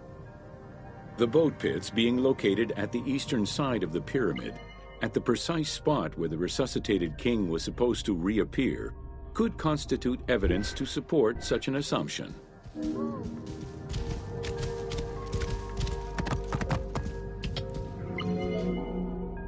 The 2 southern boat pits, each covered by a roof of huge limestone slabs, were discovered in 1954 by Kamal al-Malak, an Egyptian Egyptologist. Only one of them had been opened. 1,224 boat parts made of cedar wood were retrieved one by one and patiently reassembled by the master restorer Ahmed Youssef. This process took 28 years. Youssef worked by following lines of mortise and tenon joints and by stitching parts together with vegetable ropes, all in order to keep the design as authentic as possible. Whoa. The Greek term pyramidion refers to the capstone of a pyramid or the tip of an obelisk. In ancient Egyptian, both components were called benben. This word was also used for a specific kind of food, a cone-shaped offering made of bread. The pyramidion was intended to be a miniature reproduction of the pyramid, making it equal to the monument itself in symbolic importance. Whoa. A few pyramidia have been retrieved from pyramidal complexes. The earliest, found in Dashur, is undoubtedly a good example of Old Kingdom's pyramidia. It is made of limestone and has no inscriptions. Some engraved pyramidia were recovered from private funerary chapels. Their inscriptions all related to the solar symbolism of the benben. Whoa. The pyramidia of the pyramids of Giza were never recovered. The reconstitution you see in the game is fictive, incorporating a golden pyramidion bearing inscriptions relevant to Khufu.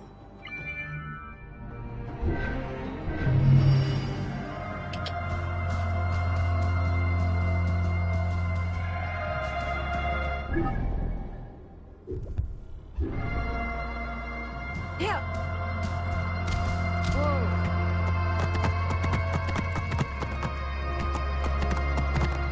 Yeah.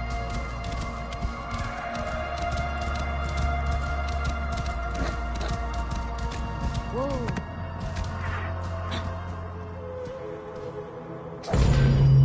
Welcome to Khafre's funerary complex. Since the very beginning of the 4th dynasty, mortuary temples were built adjacent to pyramids on the eastern side. Such a location, facing the rising sun, as well as the world of the living as a whole, held an important symbolic meaning, for it was within the mortuary temple that kings were revived through daily rituals.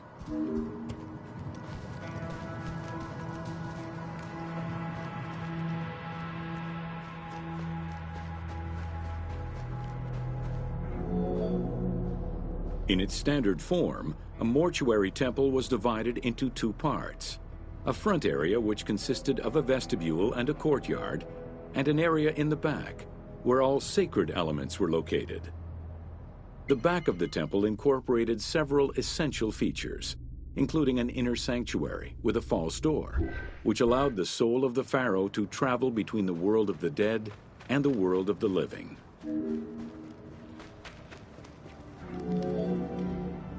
The largest of all such structures, Khafre's mortuary temple was entirely built with megalithic blocks of limestone from a nearby quarry and encased with granite. Parts of Khafre's mortuary temple, particularly the courtyard walls, are thought to have been decorated with splendid reliefs. However, not a single image of the king has been discovered inside the mortuary temple.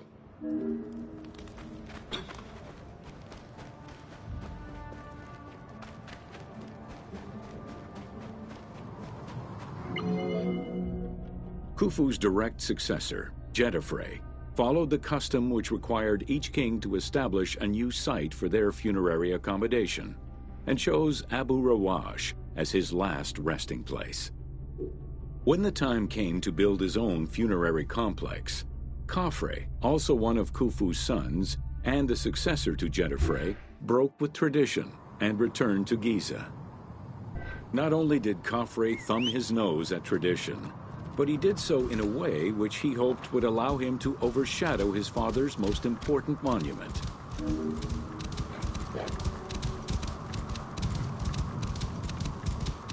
Whoa. Though Khafre's pyramid is smaller than Khufu's, it was cunningly built on a more elevated bedrock layer than the Great Pyramid, making it appear higher than any other pyramid at Giza. Today, Khafre's pyramid is the only one among the three at Giza that still has the upper part of its limestone casing. Yeah.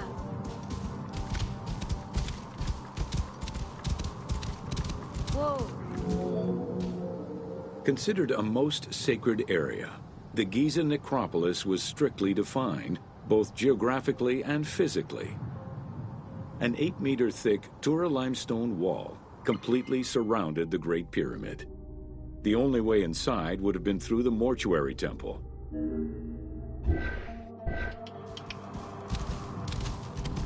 Whoa. Yeah.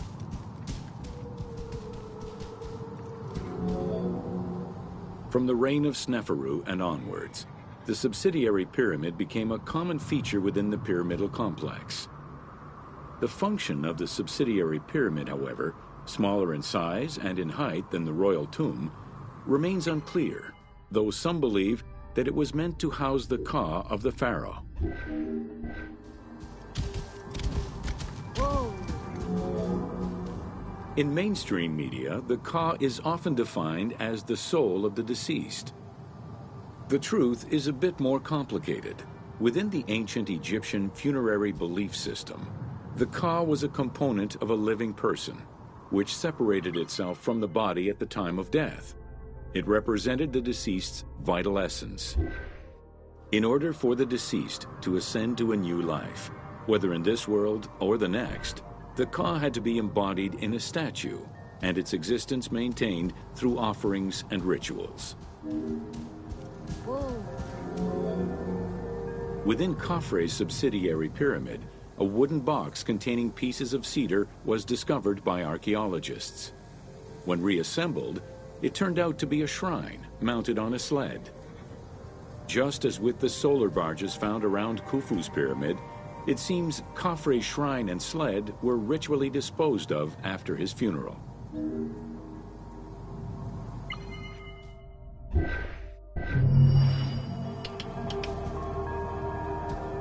Yeah.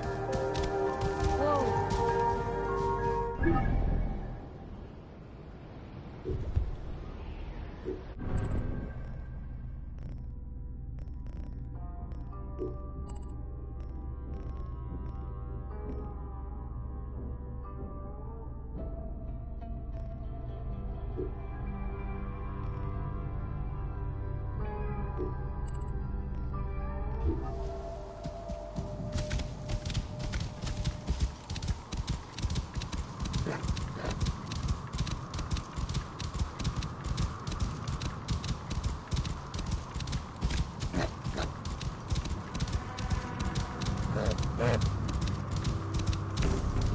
Hawa.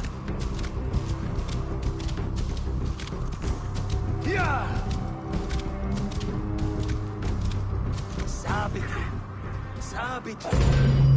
Welcome to Menkaura's funerary complex. Yeah. The dimensions of Menkaura's pyramid are much less grandiose. However, unlike its predecessors, Menkaura's pyramid shows a great deal of complexity in its internal and external finish. The outside was partially covered in red granite, while the internal walls were richly decorated. This latter innovation would not catch on until the end of the 5th dynasty, when pyramid texts began to adorn the walls. Whoa, vegan.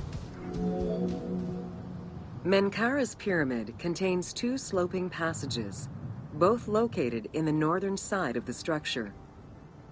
The upper one was abandoned during the construction phase, whereas the lower one, slightly above the base of the monument, constitutes the real entrance. The lower passage leads to a first room, which, for the first time since the reign of Djoser, is decorated with engraved false doors.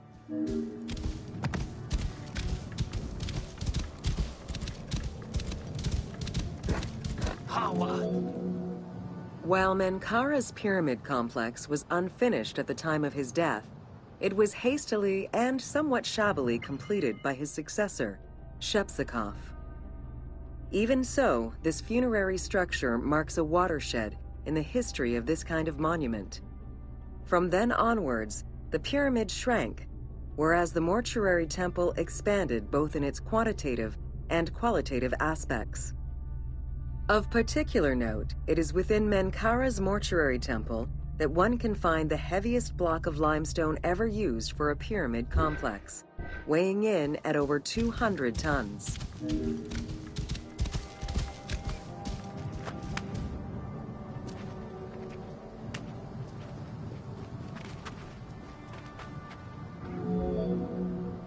Menkaura's causeway was completed in mud brick by the king's successor, whereas the lower part was nothing more than a simple ramp.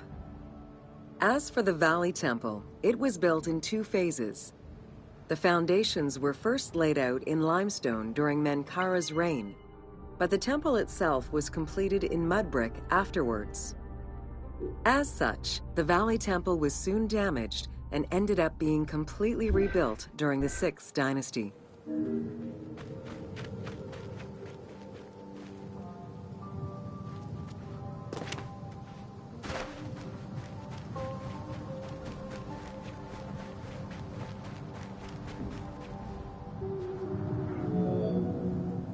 Three small structures, referred to as Menkaura's Queen's Pyramids, were erected along the southern side of the main pyramid.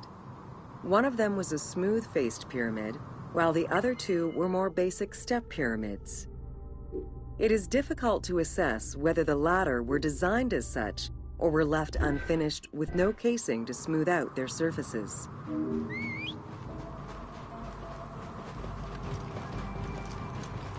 Yeah. Whoa. The easternmost pyramid was built with the traditional rooms and corridors found within a satellite pyramid meant to house the king's Ka. However, a granite sarcophagus was found within, leading to the conclusion that it was used as an actual tomb rather than as a symbolic cenotaph.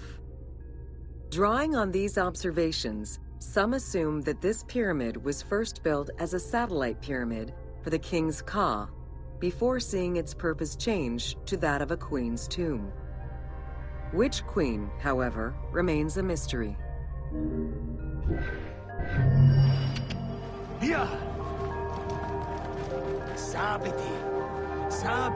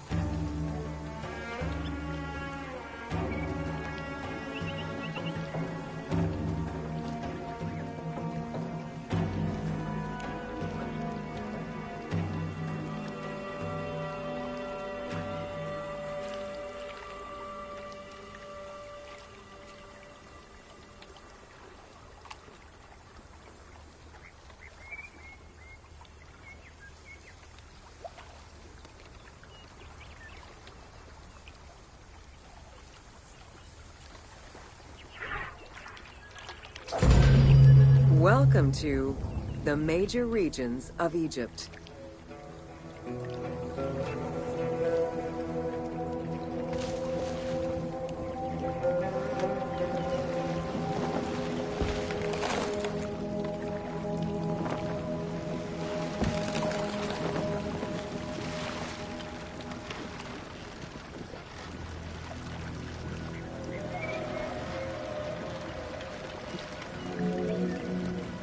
Life in ancient Egypt was concentrated along the shores of the Nile and divided into two regions. Lower Egypt was situated on the Nile Delta near the Mediterranean, and Upper Egypt was at the south reaching into Africa. Due to its proximity to the Mediterranean, temperatures in Lower Egypt were less extreme than in Upper Egypt.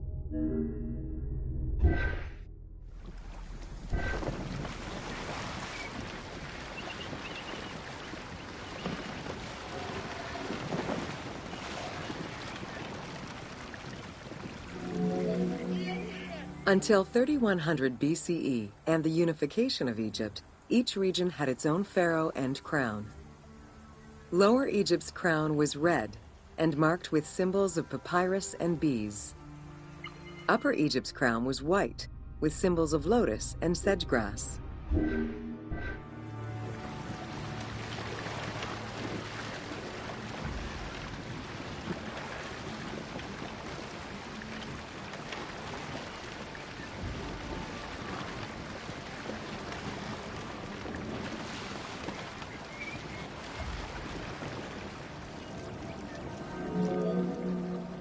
Both regions had competing major cities, most notably Memphis in Lower Egypt and Thebes in Upper Egypt. There were different religious cults in both regions, each worshipping their own major gods.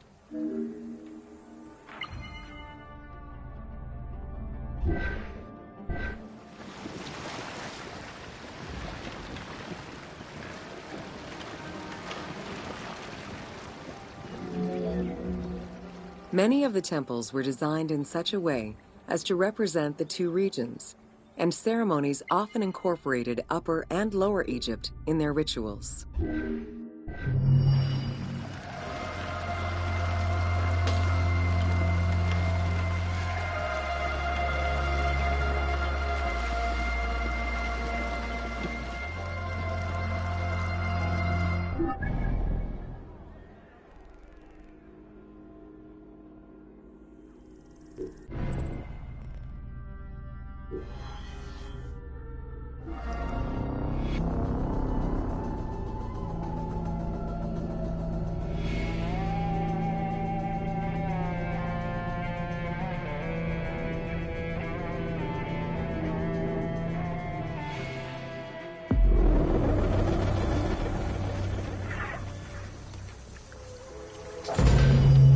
Welcome to Bringer of Life, the River Nile.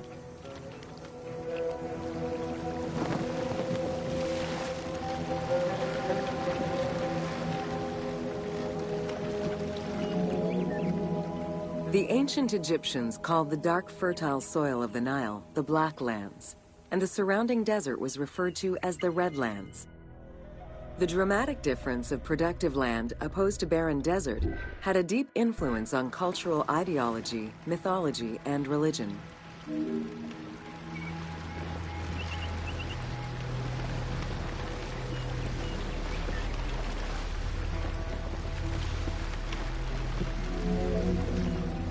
The Nile determined much of Egyptian civilization. For example, the seasonal cycle of the Nile was so consistent that ancient Egyptians created their calendar around it. The flood season, or Akhet, was when the departing floodwaters left arable soil for crops.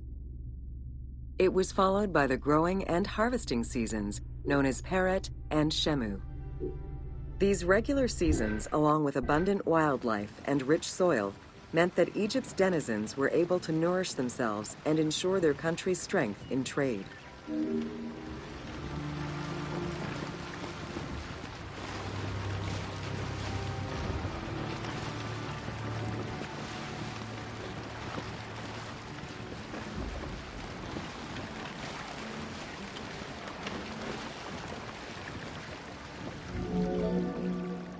The River Nile, flowing from the south to the north, neatly traversed through both Upper and Lower Egypt. All of Egypt's major cities were built along this narrow ribbon of life. Protected by mountain ranges and deserts which acted as natural barriers to enemies, and sustained by the Nile's plants and wildlife, Egyptian civilization enjoyed economic and cultural prosperity for over 4,000 years.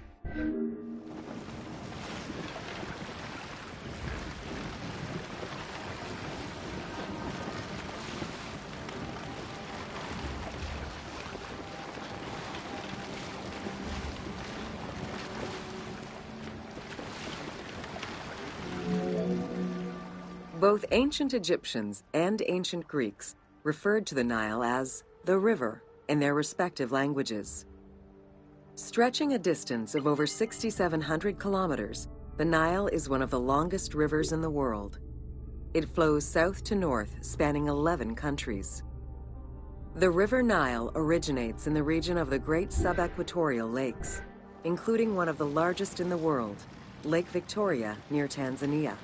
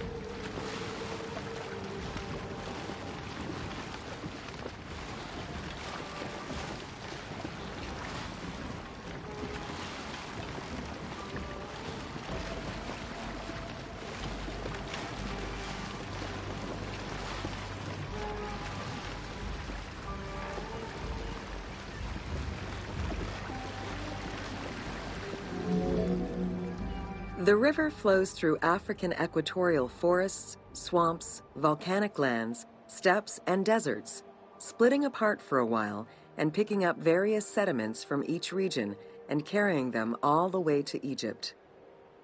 Its main artery, known as the White Nile, rejoins with the Blue Nile in Khartoum. This is where it weaves through rich deposits of silt and nutrients, carrying them along in its wake.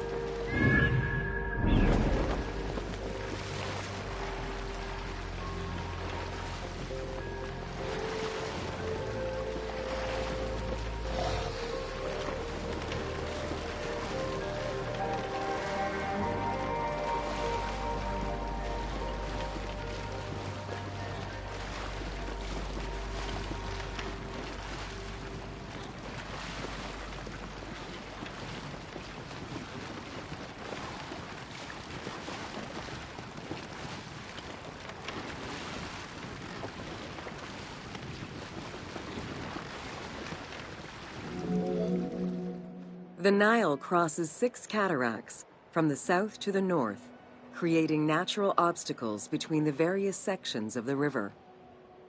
The cataracts are long zones of about 100 kilometers, where the bubbling and rapidly swirling waters advance tumultuously amid enormous heaps of rocks and benches of hard stone.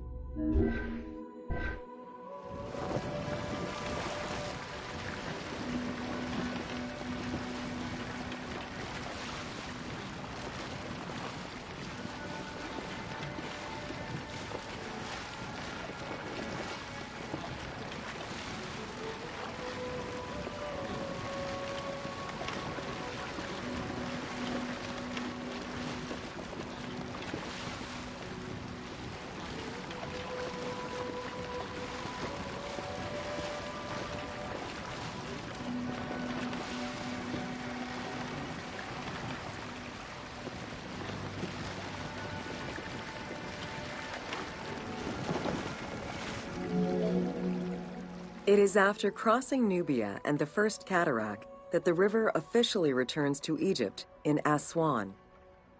There are still 1,000 kilometers before it reaches Cairo and the Delta, bringing life to those living on its shores before it eventually empties into the Mediterranean Sea.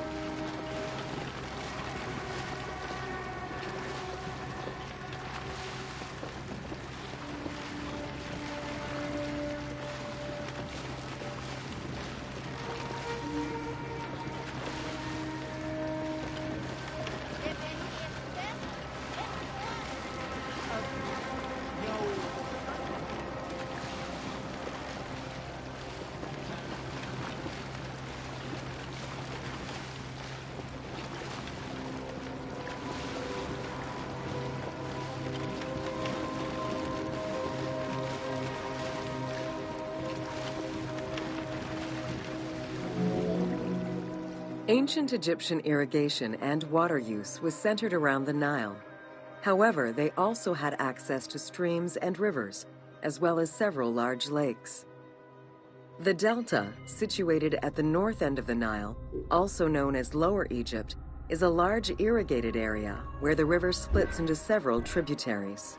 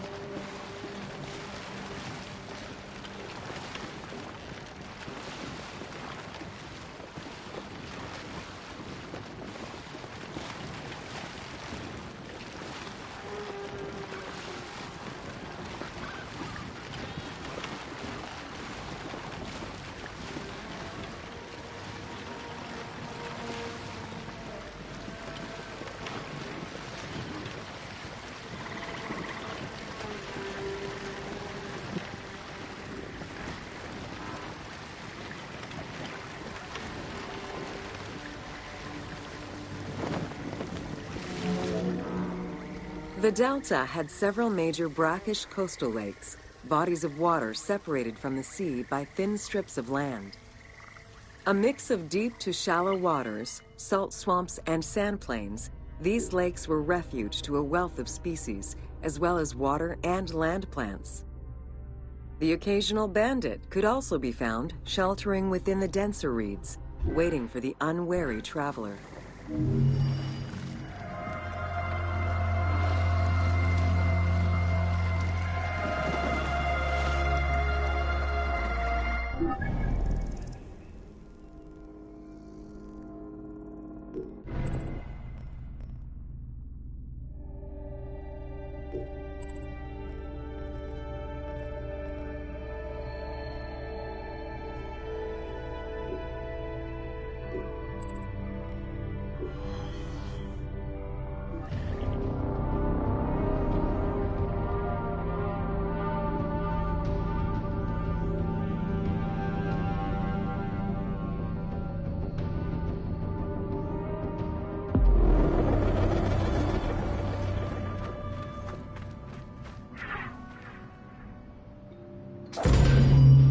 Welcome to Deserts of Egypt.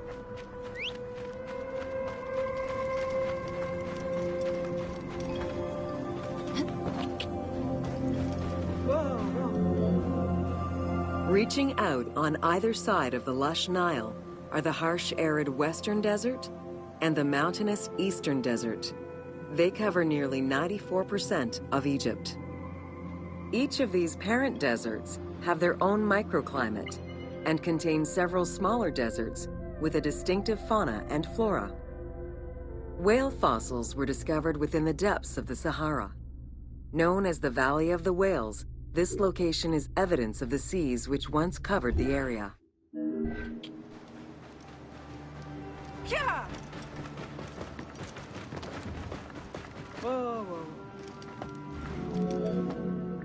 The White Desert in the northeast of the Sahara owes its name to its white limestone soil, contrasting with the yellow sand. The wind has eroded the rocks of the White Desert into stone mushrooms, the most famous of which is referred to as the Finger of God. Whoa! Yeah!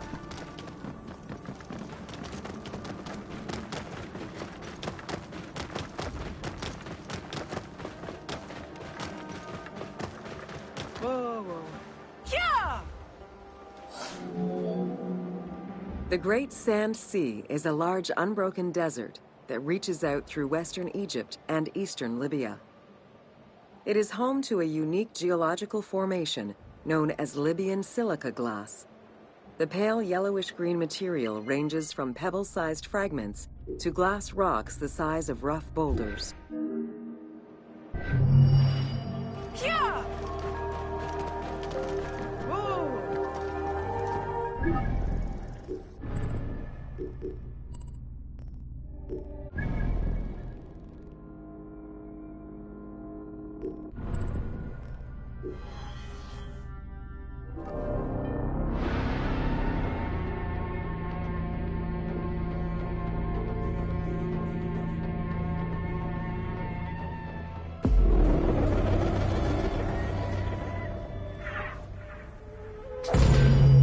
Welcome to the Qattara Depression. The Qattara Depression is located in the northwest part of Egypt. Reaching 18,000 square kilometers, the basin is 133 meters below sea level and covered with salt. It is the second lowest point in Africa, after the Afar Depression.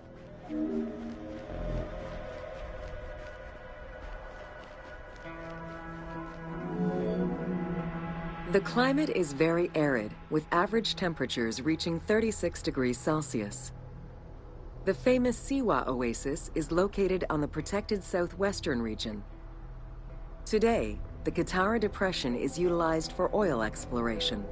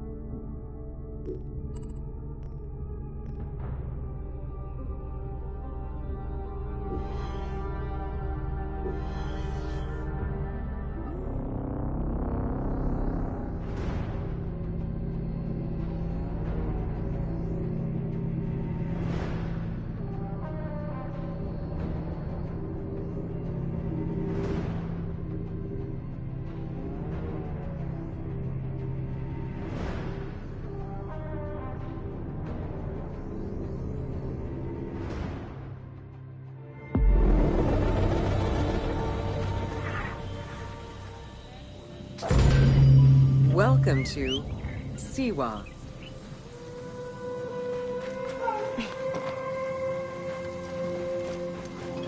Piano! Ah!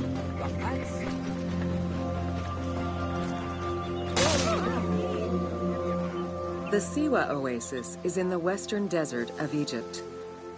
Geographically, the Siwan Oasis is located in a depression 20 meters below sea level. Its natural springs and warm climate aided in the bountiful production of date trees. Though clearly influenced to some degree by Egyptian and African culture, the area's isolation resulted in a unique society and language. While they worshipped the same deities, Siwan temple architecture differed from traditional Egyptian temples.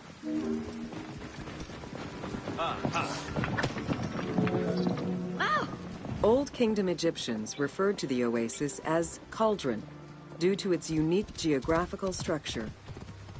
Oases were crucial for nomadic tribes and caravans. Without them, there was no chance of survival in an otherwise harsh landscape.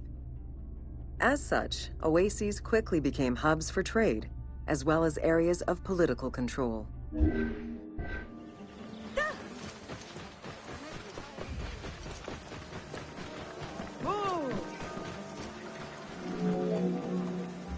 Because of the dry climate, there is very little rainfall to sustain the oases.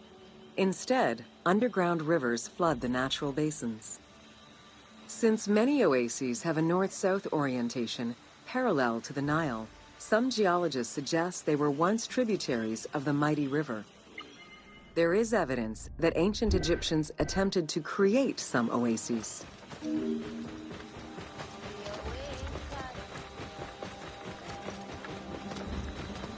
Whoa, whoa.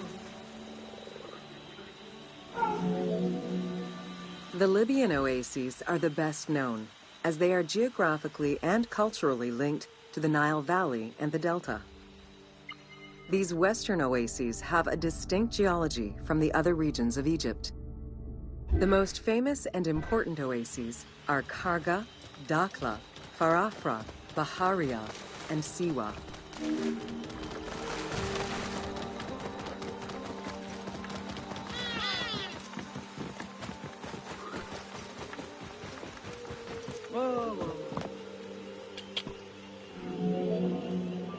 The Spring of the Sun is one of many thermal sources in Siwa, with the particularity that Cleopatra would have bathed in this one, giving it its name. The presence of the source beneath was attested already by Herodotus during the 5th century BCE, when the oasis was called Amuneion by the Greeks of Cyrene.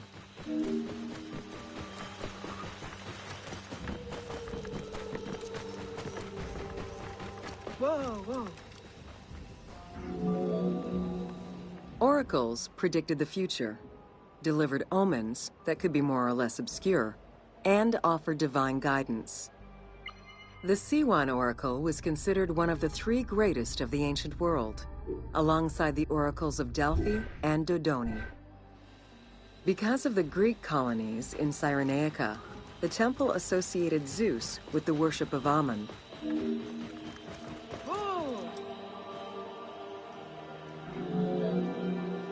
It is no wonder that Alexander the Great made the perilous journey to Siwa in order to consult the oracle, emulating the actions of mythical heroes such as Hercules and Perseus. This action earned the approval of the oracle, who validated his claim as Pharaoh of Egypt. He was confirmed as the son of Ammon, conferring upon him the most legitimate claim to date of all Egypt's foreign invaders.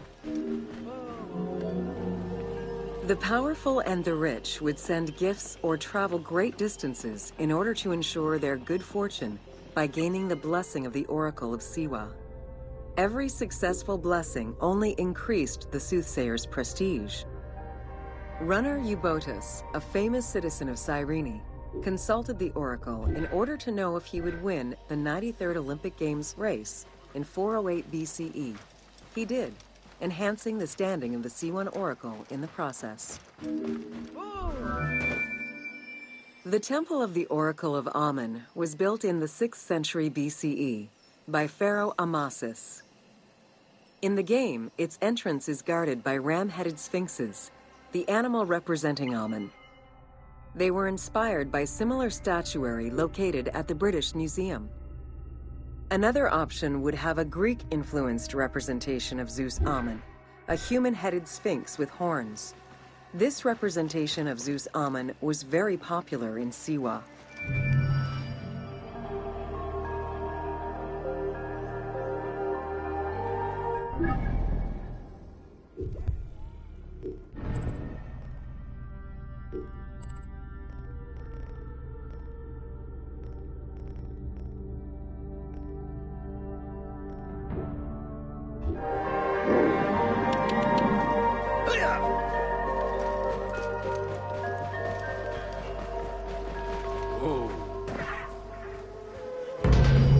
Welcome to Ancient Egyptian Hieroglyphs.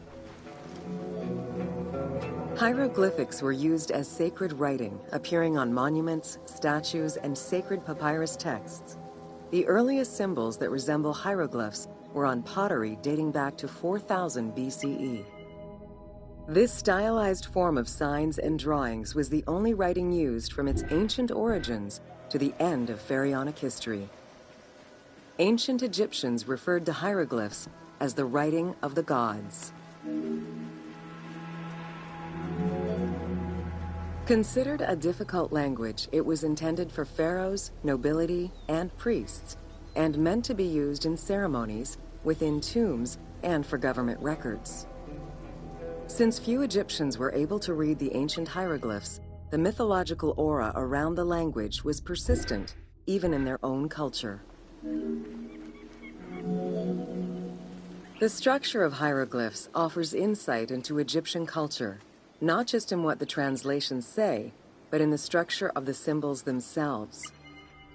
They were found on tomb walls, on sarcophagi, on statues, and on pottery, and were meticulously recorded in countless ancient papyri. In many temples, priests would perform rituals and daily offerings. These were accompanied by hieroglyphs used as spells. In tomb paintings, the hieroglyphs are represented with formulas to recite. These spoken words were meant to be spells which would allow the deceased to benefit from the offerings for all eternity. Spells and offerings were also written for the living, to enhance medicines and cure illnesses. The most famous of ancient Egyptian documents is the Book of the Dead. Written in hieroglyphs and hieratic texts, it depicts important spells and rituals. These spells were intended to ensure a smooth transition from life to death and allow the deceased to safely navigate the perils of the afterlife.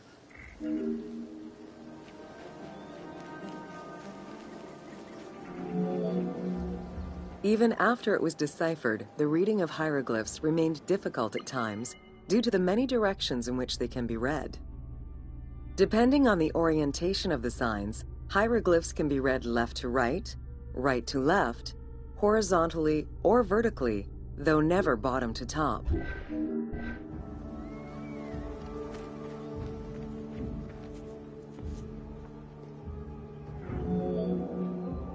A clue on which way to read is to first notice which direction the figurative signs are facing. If a pictogram is looking to the right, then the reader is meant to start from the right and read towards the figure. Column text on a papyrus begins from the right, then goes top to bottom for each column.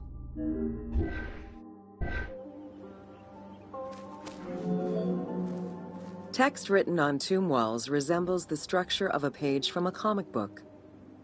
The text can be placed in front, behind, or above the character, and its symbols look in the same direction as the character. Another clue is that the name of a god or hieroglyphs meaning gods or kings are always written before the descriptive text. Text written on tomb walls resembles the structure. Compared to alphabetical languages, Egyptian hieroglyphs have more symbols. Confronted with the absence of vowels, the Egyptians invented a category of signs. When placed at the end of words, these signs help inform its meaning. For instance, a drawing of a lion will refer to a lion and also relate to the abstract concept of a lion as something dangerous or powerful. Middle Egyptian hieroglyphs contained a little more than 700 signs. By the end of the Greco-Roman period, there were 10,000 signs. Egyptologist Sir Alan Gardner created a list classifying common hieroglyphic signs and their variants.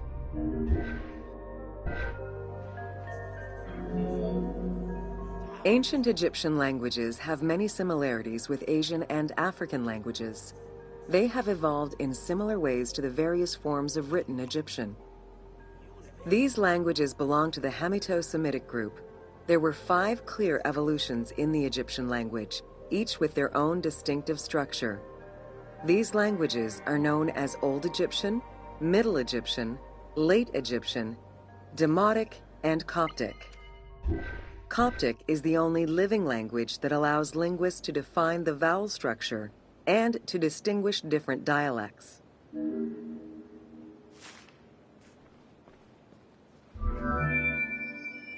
While hieroglyphs and hieratic script give us an idea as to how the ancient Egyptian language was structured and written, the way it was spoken is still up for debate. The team opted for English as the spoken language, with the characters using ancient Egyptian and Greek words and accents. The language that is spoken in the background by the crowds is largely based on Sir Alan Gardner's Egyptian grammar. To help resurrect a dead language, we consulted Egyptologists and dialogue coaches to establish our target sound, and cast actors with Arabic, Hebraic, and African backgrounds to bring the game to life.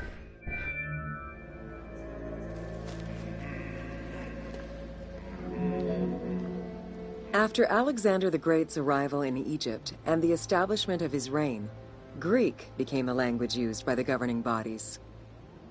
The inability to read hieroglyphs caused resentment among the Greek population. It's from this tension that the Rosetta Stone was created. The spread of Christianity ended pharaonic culture and resulted in the destruction of its pagan monuments. This also marked the end of hieroglyphic writing and understanding.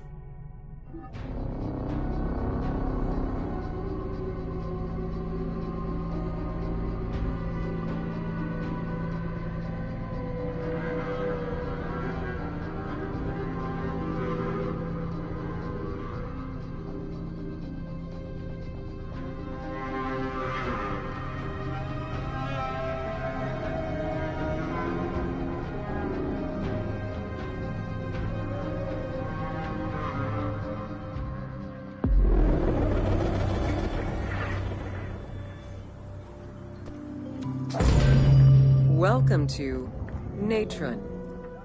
Natron is a colorless salt that was used by ancient Egyptians for food preservation, cleansing products, and glass making. It was also used in the mummification process.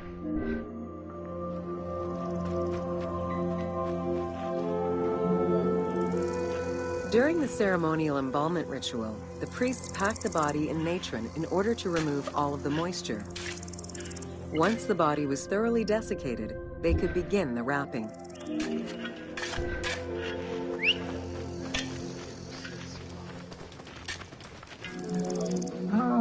Natron was mined in Wadi Natron. The main mining methods involved either cutting slices out of the lake bed when it was dry, or raking through mineral-saturated water to gather the mineral salts during the floods.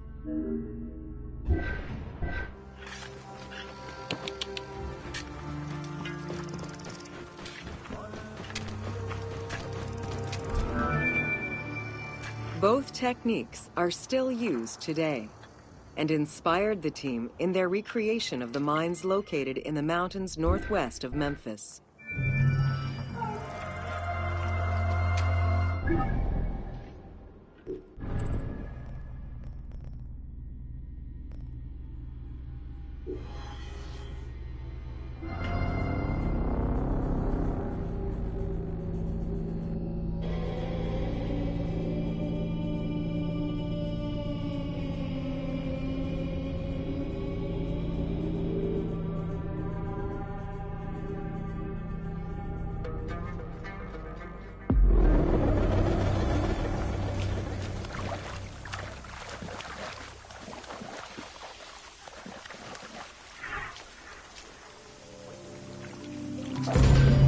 Welcome to the city of Memphis. Throughout all ancient Egyptian periods, cities had one thing in common. They were situated along the Nile's shores. Cities were often designated for government or for worship. Major cities had several temples dedicated to numerous gods and goddesses. Egyptians referred to the organization of their cities as a sepat, or later on by the Persian term nome. There were 20 sepat in Lower Egypt and 22 in Upper Egypt. The capital city of ancient Egypt changed many times over the periods.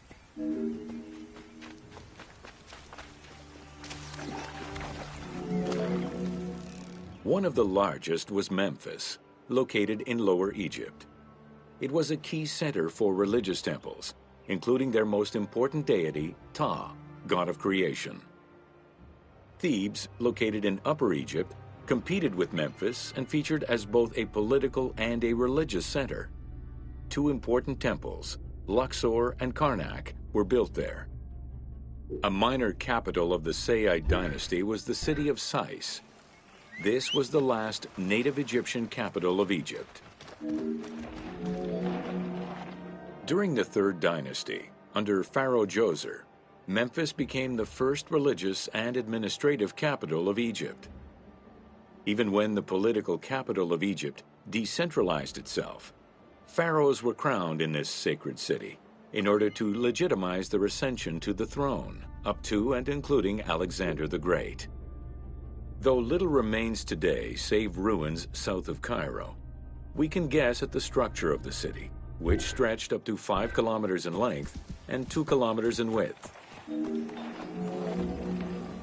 Memphis was also referred to as the City with the 100 Doors, or the White Walls. These names were in reference to the wall which surrounded the city. Under the protection of Ptah, god of craftsmen, the city was a thriving religious and economic hub.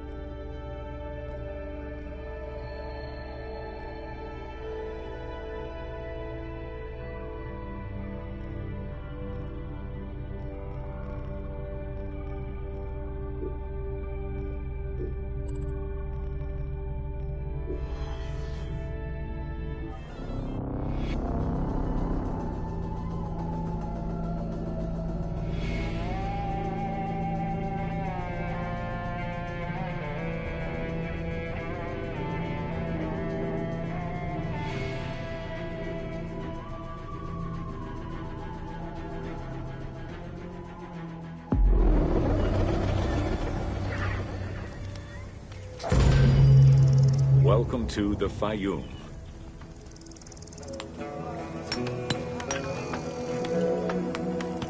The Fayum Oasis is an enormous basin in the western desert that formed from the Nile's overflow. As such, it is not considered a true oasis, though it gives its name to the region, which covers Lake Moeris. The oasis harbors some of the oldest archaeological artifacts of the region, indicating that the area has been inhabited by hunters and gatherers since the Neolithic period. The Fayum Oasis drains into Lake Moeris, which was a large freshwater lake, but at some time became a saltwater lake. In the 12th dynasty, ancient Egyptians redirected the water flow with a dam and dug a supply canal using the lake as their reservoir. Irrigation enabled them to continue growing crops of figs, grapes, and olives year-round. Reed boats, feluccas, triremes, and kerkeros were the most commonly found craft within the landlocked waters of Egypt. They were used for various purposes, ranging from daily fishing, trade, warfare, and travel, to the ferrying of massive stone blocks used to build the great monuments of Egypt.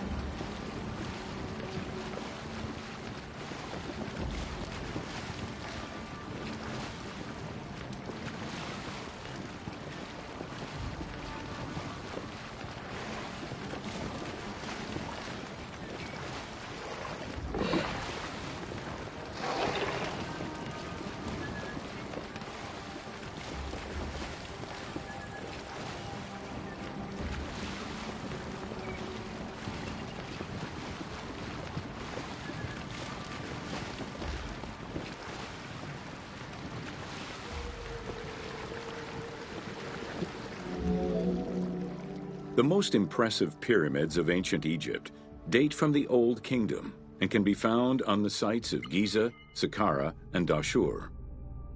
However, one particularly famous pyramid of the time is located elsewhere. During the Middle Kingdom, some pharaohs chose the Fayum as their final resting place. One such ruler was Amenemhat III. His pyramid left a mark on the imagination of antique chroniclers. They referred to it as the Labyrinth, mostly due to the vast mortuary temple complex at the foot of the pyramid. Herodotus mentioned that he had visited 12 courts and over 3,000 of its chambers. But he was also well known for being prone to hyperbole.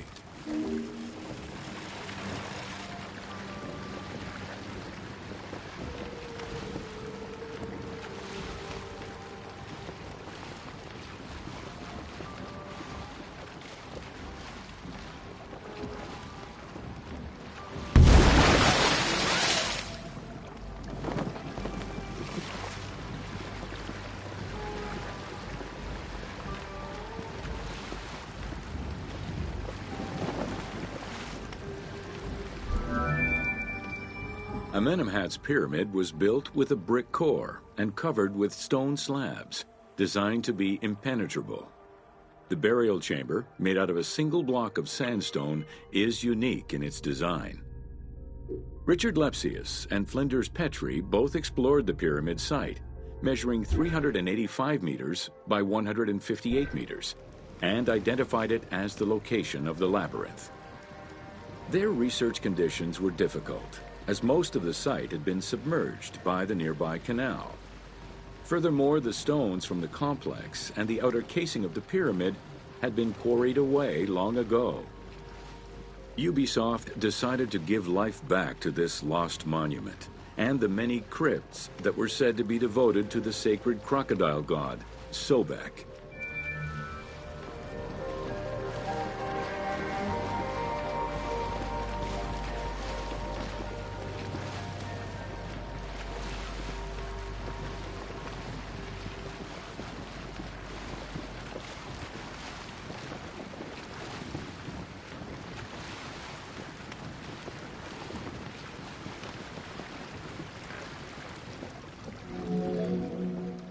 Founded during the 5th dynasty, the site was popular during the 12th dynasty under the name of Shedet. During the Ptolemaic era, the metropolis was named Crocodilopolis by the Greeks, in honor of the crocodile god Sobek. During the Greco-Roman era, the Cleruks, soldiers of the Ptolemies, settled there after their military service and expanded the irrigation systems. Irrigation and water distribution tripled the arable land and turned the city into a lush and rich area. 27,000 inhabitants lived in its precinct at its height. The city's location was strategic in controlling the many small waterways connecting to the main canal, and thus the Nile.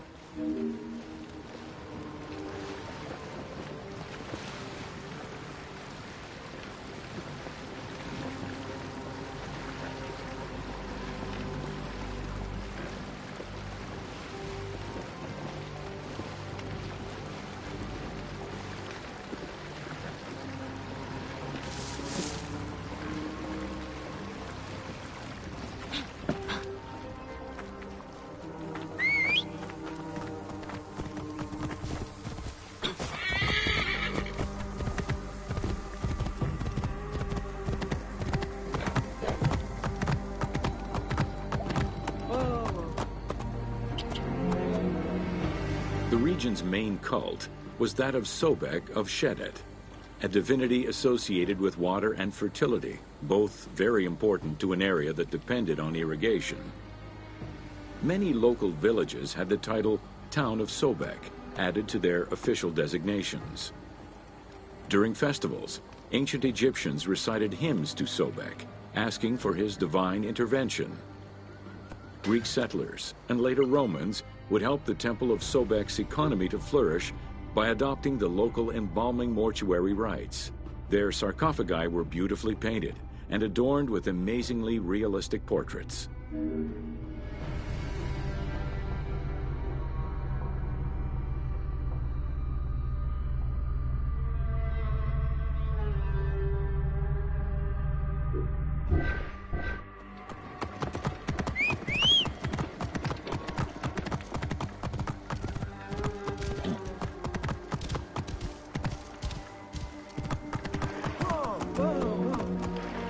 Very similar to the cult of the Apis bull in Memphis, a living crocodile was worshipped within the precinct of Crocodilopolis' main temple. Known as Sobek to the Egyptians and Sukkos to the Greeks, it was reported by Strabo that priests fed it with meat, wine, and honeyed milk. They covered its body with jewels and gold. After its death, it was embalmed and placed within the crocodile's grotto, alongside thousands of other mummified crocodiles.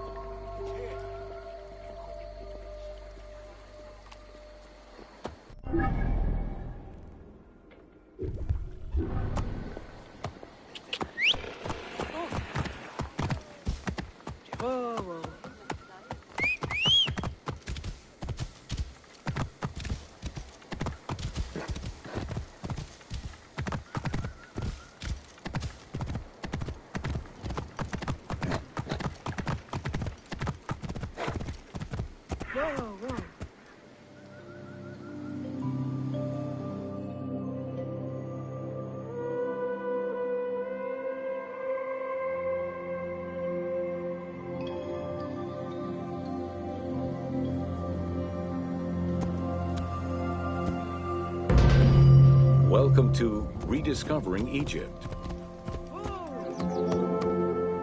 In the 19th century, the increased intensity of tourism and excavations, as well as the outflow of antiquities to other countries, threatened Egypt's archaeological heritage.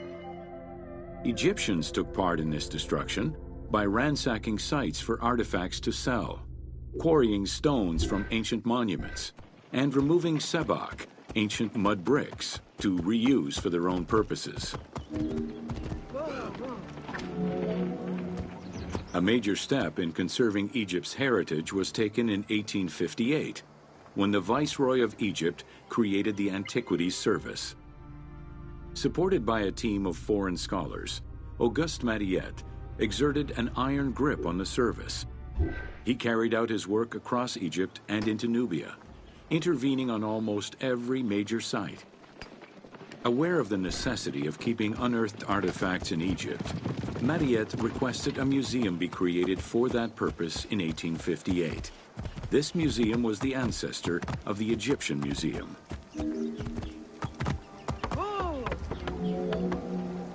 Gaston Maspero, Mariette's successor, expanded and reorganized the Antiquities Service and instigated laws regulating the export of artifacts. French scholars ran the service until it passed into Egyptian hands in the 1950s. As of the mid-19th century, Egyptology was fast becoming a recognized discipline within both private institutions and learned societies.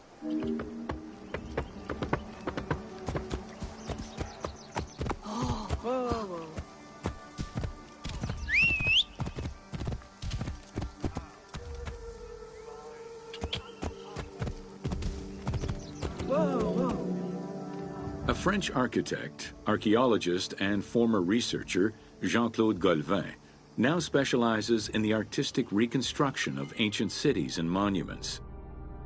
To date, he has created more than 800 drawings, which include 3 volumes focusing on the reconstitution of ancient Egypt. His work is exquisitely detailed and can be found in books and museums around the world. The team was thrilled to collaborate with Jean-Claude Golvin in order to recreate Egypt for the game. In the 19 exclusive watercolors he created for the team, Golvin used scientific data as the base and then extrapolated to provide a full interpretation of various locations and monuments in ancient Egypt. Both early sketches and fully rendered images were then used by the team as references while building the world of Assassin's Creed Origins.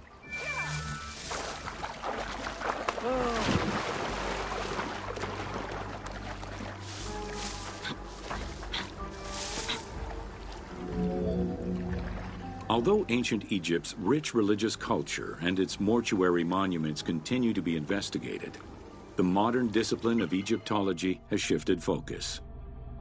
Rather than single-mindedly retrieving impressive artifacts, Egyptologists today focus instead on increasing the body of knowledge. In the past, excavations took place in the field, and while that is still the case today, much of the work on Egyptology now takes place in libraries and archives.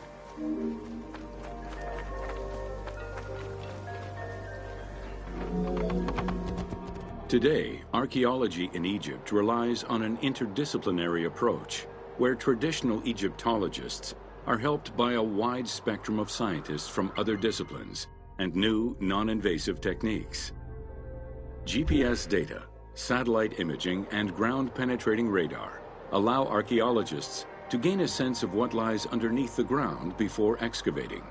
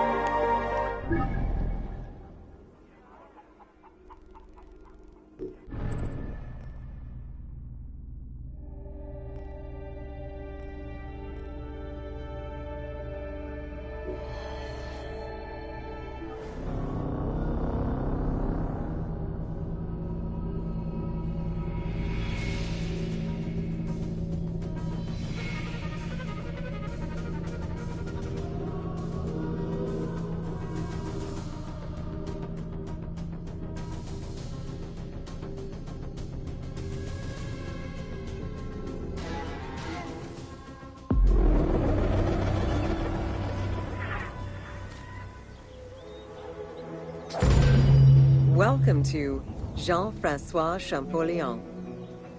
Between the 5th century CE and the Renaissance, knowledge of hieroglyphs was entirely lost. Many enthusiasts tackled the challenge of deciphering the language with little success. Some groundwork was made with various researchers identifying names and some grammatical structure, and confirming that cartouches were markers for royal names. They were still missing a critical piece of information that would eventually be revealed thanks to the discovery of the Rosetta Stone. The Rosetta Stone was found in 1799 by Bouchard, a soldier in Napoleon's army.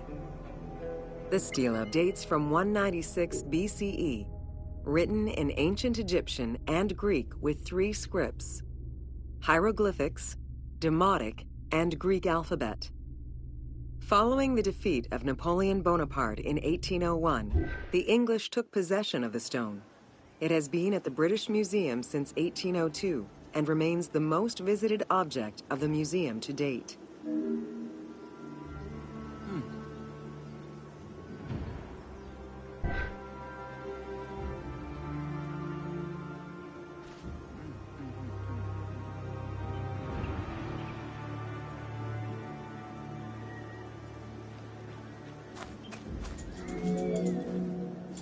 The first translation was of the Greek section only in 1803. It detailed a decree of Pharaoh Ptolemy V, reminding the citizens that their pharaoh had led Egypt to prosperity. It was fully translated 20 years after by Jean-François Champollion, who was working with a facsimile.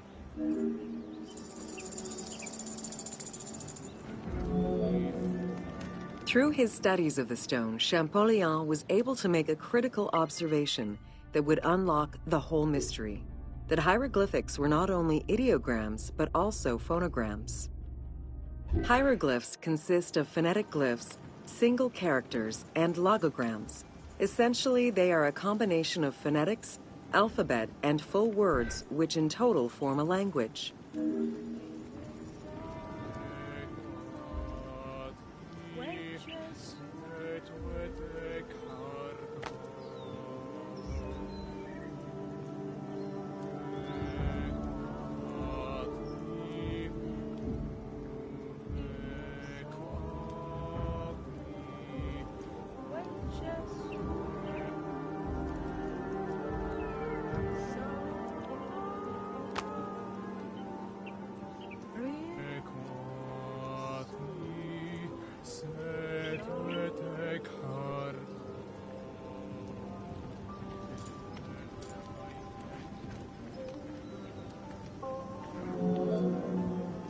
While studying the stone, Champollion realized that there was a difference in the number of hieroglyphic characters in relation to the number of Greek characters for the same word.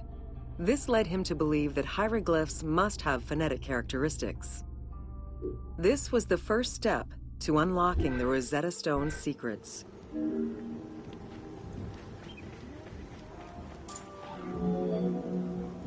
To prove this theory, Champollion began identifying Egyptian rulers' names and then compared their phonetic pronunciation to the Greek version.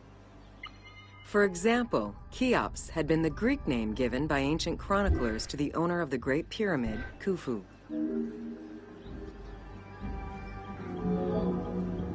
The next step for Champollion was to confirm that his approach was verifiable by using the Philae obelisk as an additional reference.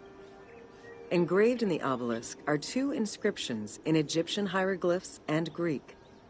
Once he confirmed the names of Ptolemy and Cleopatra within these texts and confirmed the same phonetic patterns as on the Rosetta Stone, Champollion knew he was on the right track.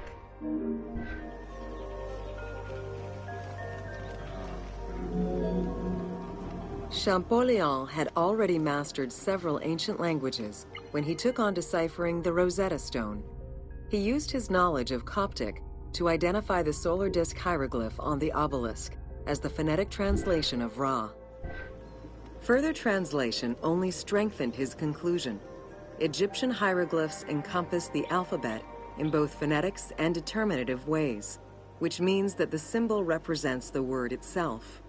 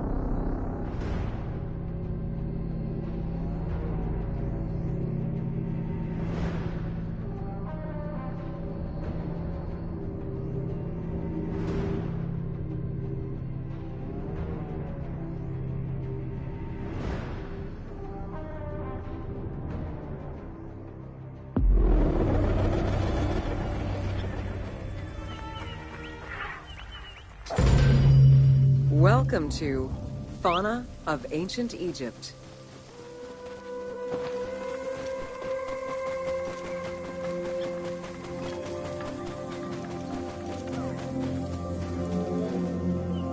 Both domesticated and wild animals were features in ancient Egyptian bas-reliefs as early as the First Dynasty. While the variety of wildlife served as a reliable food source, it also influenced both culture and mythology.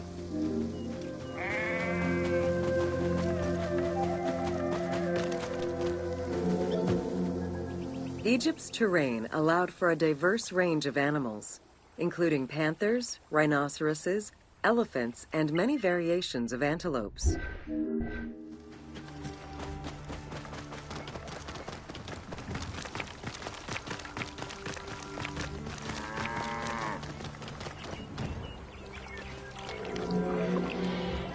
The Nile was home to many species of fish, along with hippopotami and crocodiles.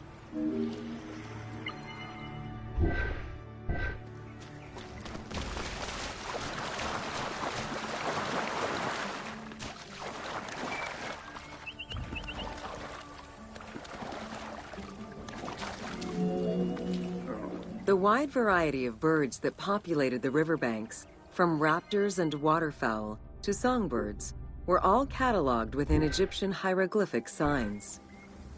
Encounters with reptiles and insects, such as cobras, scorpions, and scarabs, influenced hieroglyphs and art.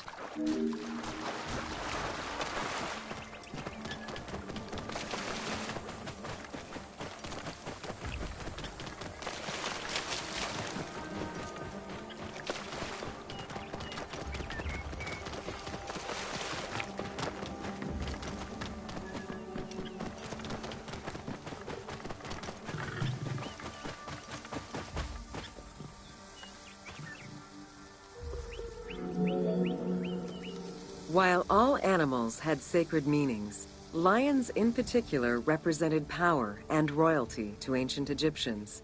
They were so prized by pharaohs that they were hunted to extinction within Egypt.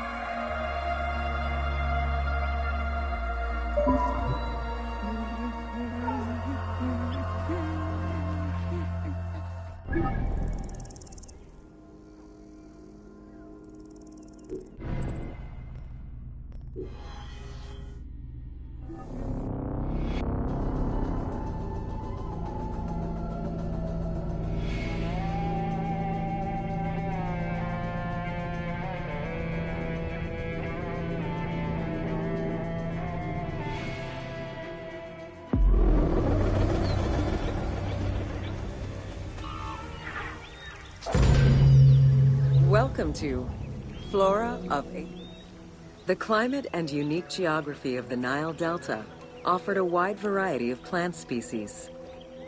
Many of these plants served as sustenance for ancient Egyptians and as crops for trade. The Nile's consistent seasons allowed Egypt to sustain itself for centuries.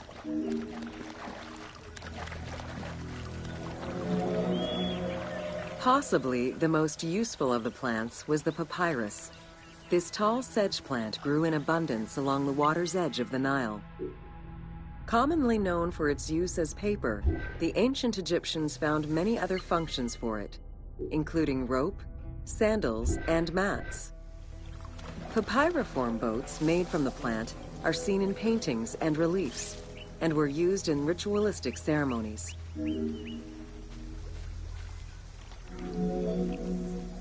There were many types of trees along the River Nile, such as the date palm, carob, and tamarisk. The earliest fruit tree cultivated was the fig tree, followed by apple, pomegranate, and eventually olive trees during the era of the New Kingdom. Mango cultivation was the result of a late import from Asia during the Middle Ages.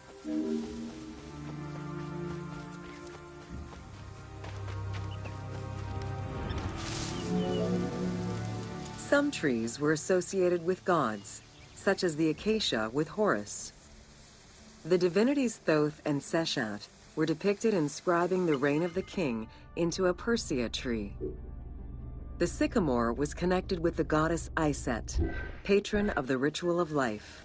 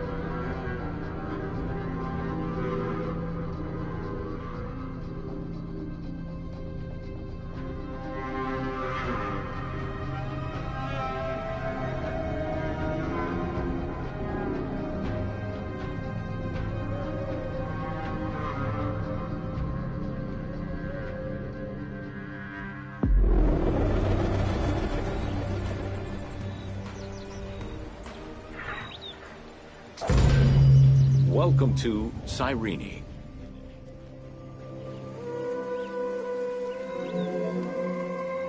Cyrenaica stretches across the coast of northwest Africa. It was known as Pentapolis in antiquity, a reference to the 5 main cities that formed the Greek colonies. Built on a lush plateau of the Green Mountains, in what is present-day Libya, a colony of Greek settlers formed the city of Cyrene in 630 BCE. Cyrene's population quickly grew, spreading out across the terraces of the plateau, making it the first and largest of the 5 colonies.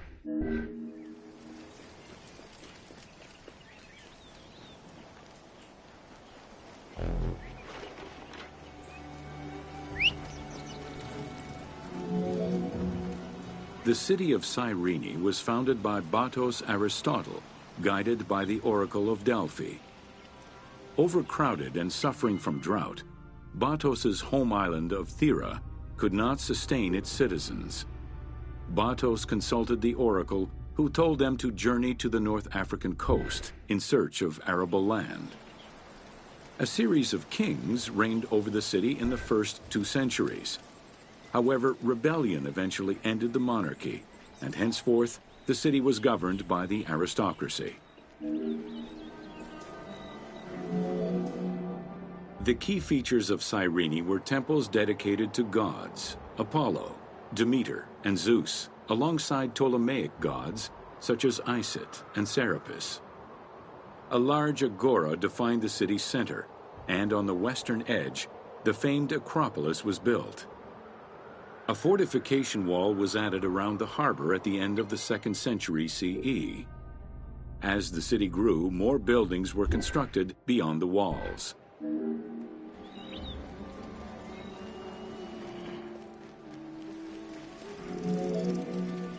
Under Roman influence, Cyrene became an economic powerhouse, rising in status throughout the Mediterranean. Cyrene's School of Medicine rivaled all others except for that of the Greek city Kos. Some of the great minds in ancient math, astronomy, and geography were born or established in the various schools of the city, which included an institute of philosophy founded by Aristippus, a pupil of Socrates.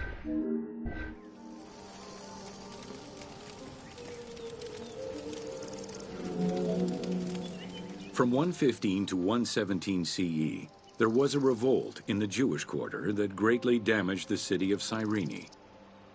Over time, a succession of battles, poor management of its silphium crop, and earthquakes eventually took their toll on the city.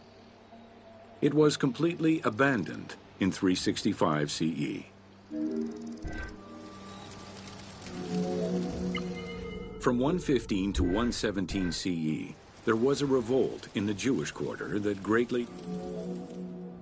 The nearby port of Apollonia was an ideal location, with its natural cove, sheltered by 2 islands and rocky inlets. Along with a lighthouse, the port was later equipped with quays and warehouses to accommodate the increased shipping traffic.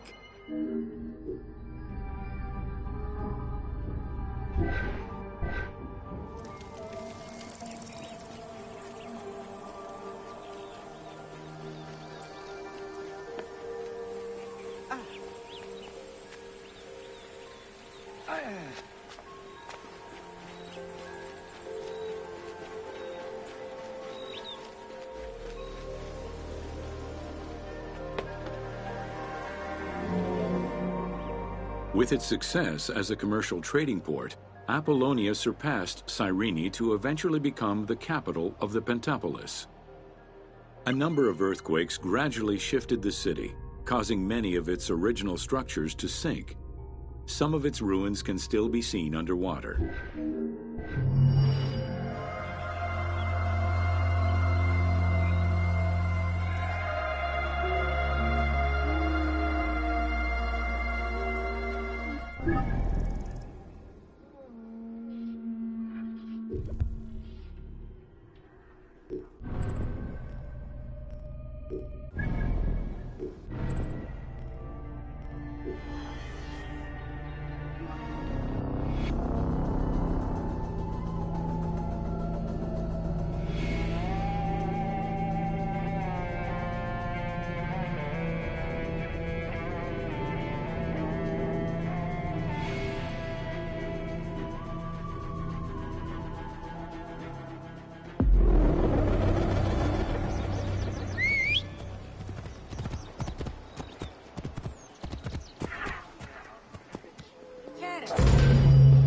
Welcome to the Agora and Thermal Baths.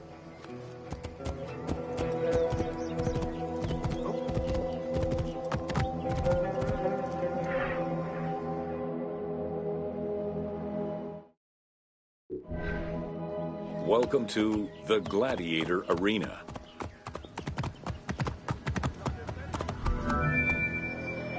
While gladiators would not perform in Cyrene until later in the Roman era, the team decided to include a gladiatorial arena for two reasons.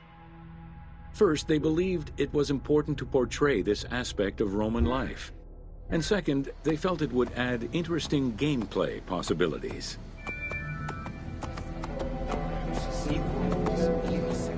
The first gladiators to enter the arena were prisoners of war. It was a spectacle of violent clashes between men and against wild beasts that lasted nearly 1,000 years.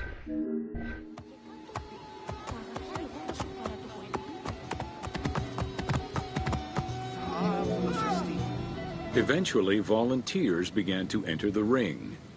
For status and money, many of the more skilled combatants increased the quality of the entertainment. Thus, the profession of gladiator came to be. Bound by contract to the master of the gladiators, the fighters were fed, trained, and guarded in barracks.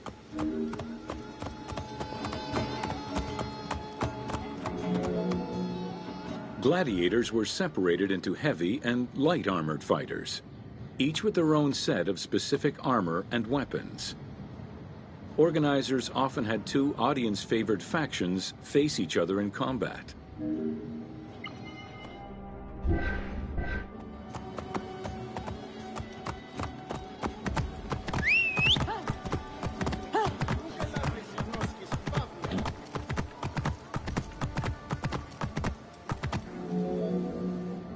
The events were highly organized. Fights were held with a background of music and supervised by a referee. Death, either in the course of combat or by decision, was not always the only way out for the loser. Several were released due to their performance and gained great notoriety as celebrities.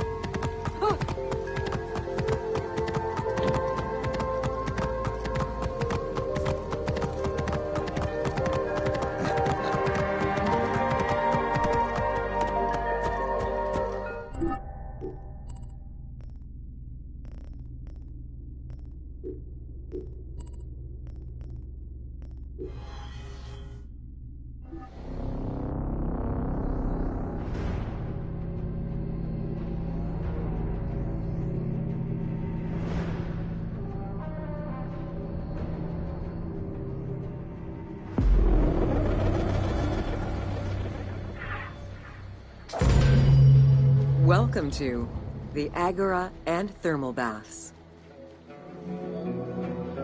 Cyrene's Agora was the public marketplace and political hub of the city. Its central courtyard was open to the sky, while market stalls and shops ran along the sides, some neatly tucked away under long-roofed colonnades. As in other Greek cities, the Agora included a central hearth, known as a prytaneum. This place served as Cyrene's official embassy where guests were welcomed to the city.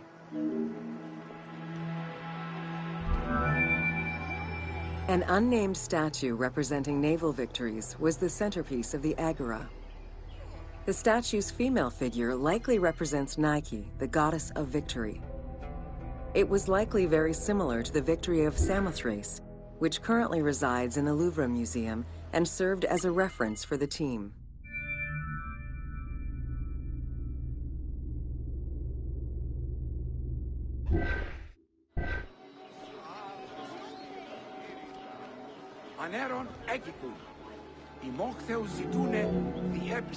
The Cyrene Agora also displayed many temples and monuments celebrating its founding king, Batos, and the city gods.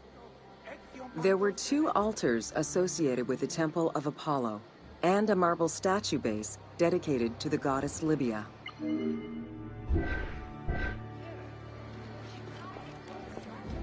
Sì! Λέξη τη βούλημε. Ακούεις? Χαίρε!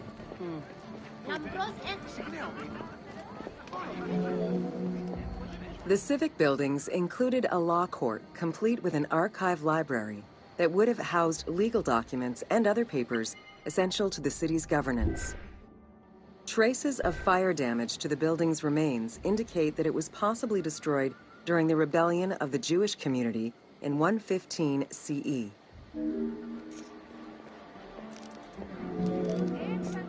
Public baths were common in Roman and Greek cities, and Cyrene held true to this tradition. 2 thermal baths from different eras were discovered among the ruins. An inscription at the entrance of one of the baths is presumed to be attributed to the owner. It dates the building to the Hellenistic period.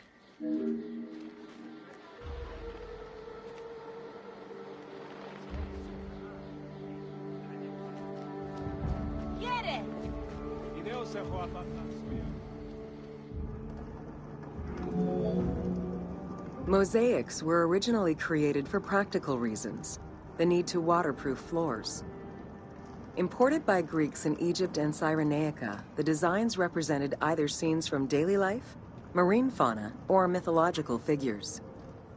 In addition to traditional Greek motifs, they also integrated concepts specific to Egyptian culture, such as the Nelumbo. The best examples of mosaics recovered to date, however, come from Alexandria. The Cyrene baths were fitted into an underground tomb dated somewhere between the 8th and 6th century BCE.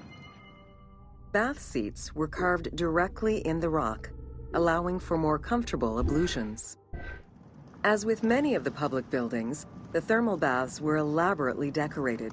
Statues such as Aphrodite and Eros the Archer were discovered within.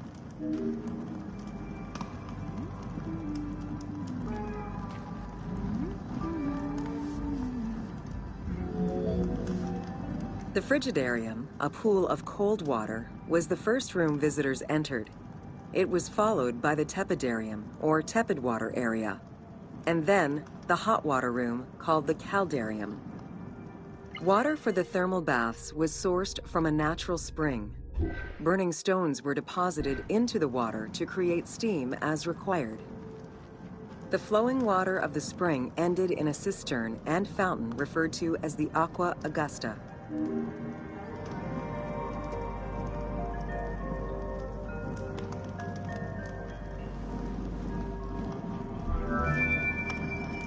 Later Roman baths were built under Emperor Trajan and then restored under Hadrian.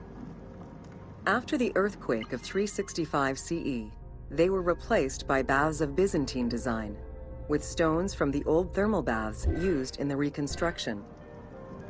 The team relied on documentation describing the baths built under Trajan in order to create the location available in the game.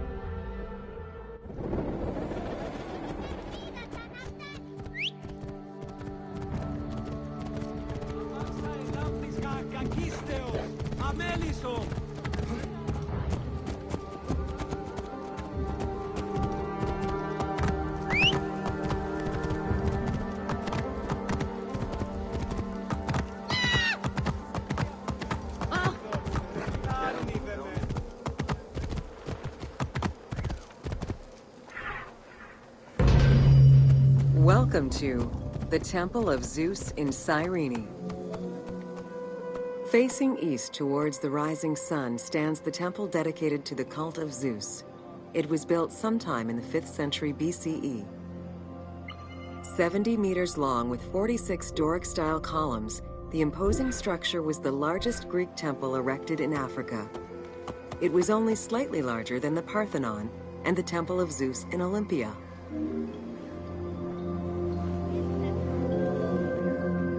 The exterior was designed with the decorative elements common to Doric architecture. The dimensions of the columns were different, giving visitors an impression of uniqueness when viewing each facade.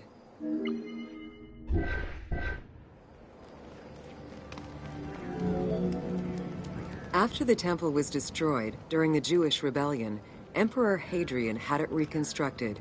He chose not to rebuild the outer portico, but did restore the new Corinthian columns in marble. The temple was later completed under Marcus Aurelius. In the time of Augustus, a faithful but smaller imitation of the Olympian Zeus was used to be worshipped. Hadrian then installed a new 12-meter-high statue matching the Zeus in Olympia. It was made of chiseled marble with the head, arms, and feet carved in the round.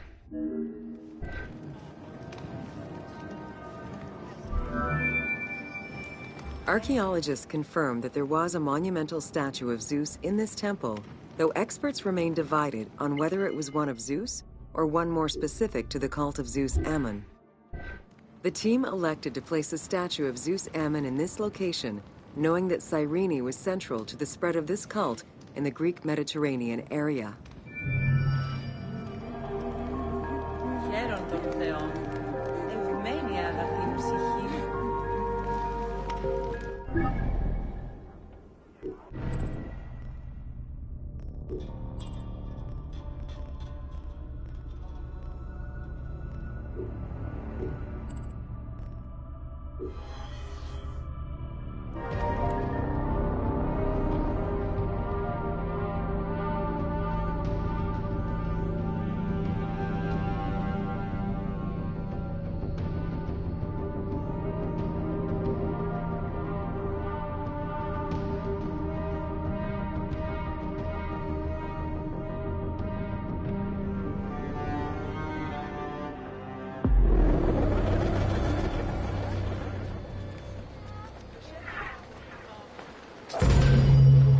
Welcome to Important Monuments of Cyrene. The sanctuary of Apollo sits on a prominent edge of the plateau of Cyrene, overlooking the Mediterranean Sea. It could be accessed either by the road from Apollonia via the necropolis or by the Sacred Way, coming from the agora of the city.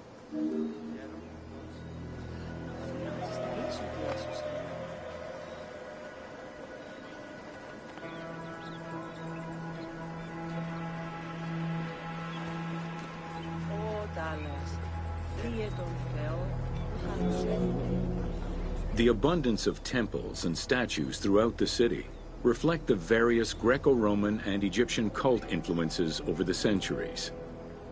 Temples dedicated to Apollo, Cyrene, and Zeus stood alongside those of Ptolemaic gods, such as Serapis and Isis. Numerous fountains were decorated to represent other gods, including the city's namesake, Cyrene.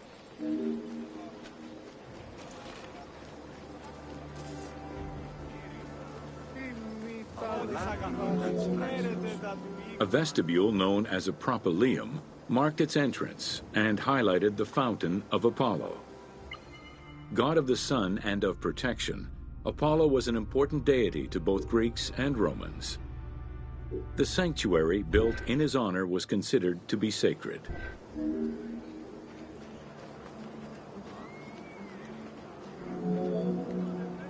The imposing temple was built on a natural cornice, stretching more than 200 meters in length and roughly 50 meters in width, and was surrounded by a vast Doric colonnade.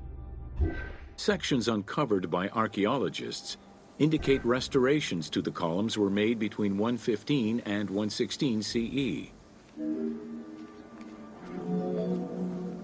The altar was located in front of the temple, Both are estimated to be the same age, though restored at different times.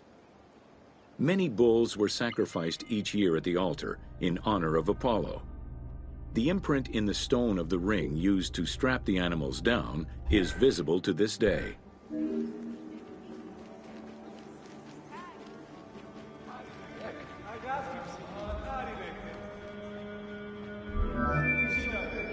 Carved during the Roman era, the Apollo Cytharide was discovered near the temple. It is considered an important archaeological find. The statue of Apollo was in pieces when it was uncovered. Remarkably, most fragments were found, and the restored statue is currently at the British Museum. The team extrapolated the statue's final look based on the current partial reconstruction, and placed it inside the temple to reflect the patron deity of the area.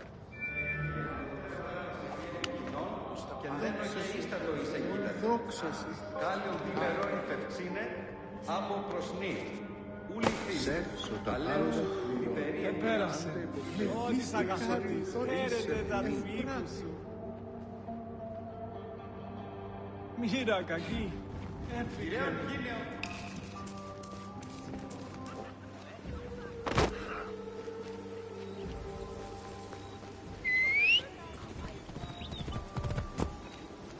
يلا يلا. خالص خالص.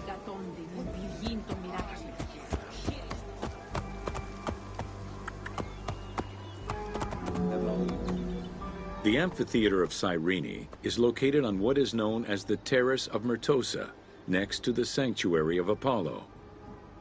It was built on top of the old theater in the 2nd century. Originally used as a stage, the theater became an amphitheater once the taste for Roman gladiatorial entertainment reached the city.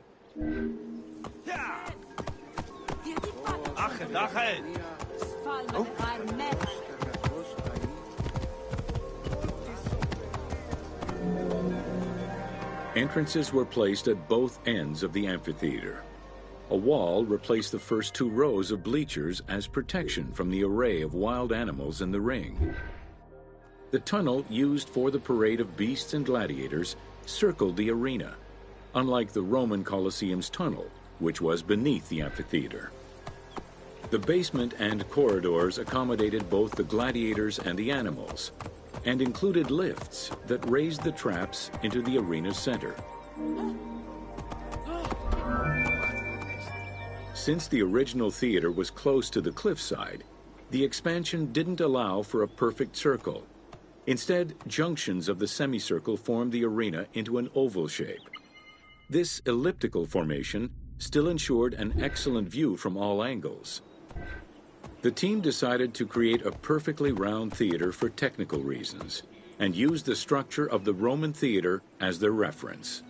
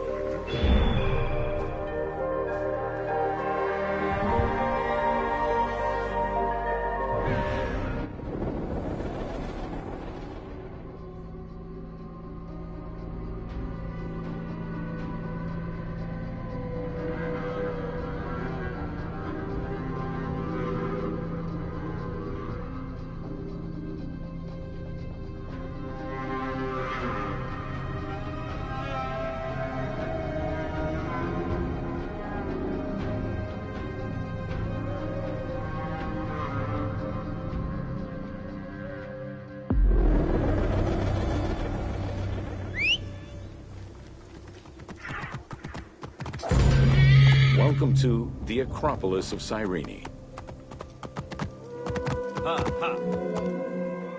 Located on the western edge of the city, Cyrene's Acropolis was smaller than the one in Athens, though its high vantage point provided protection for the city. At its entrance was a single door, flanked by 2 towers. An inscription, legible to this day, states that the walls and the citadel were restored in the time of Augustus.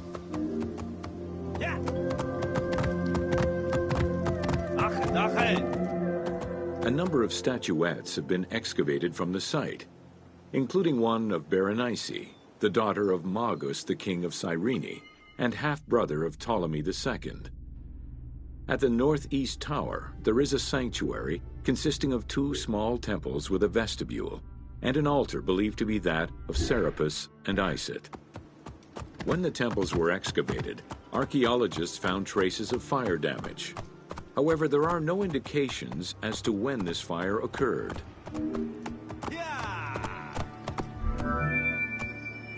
In the 20th century, a fortification was built above the ward to defend against an invading army. It covered the ancient remains of nearby Roman houses entirely, and archaeologists have yet to fully excavate them.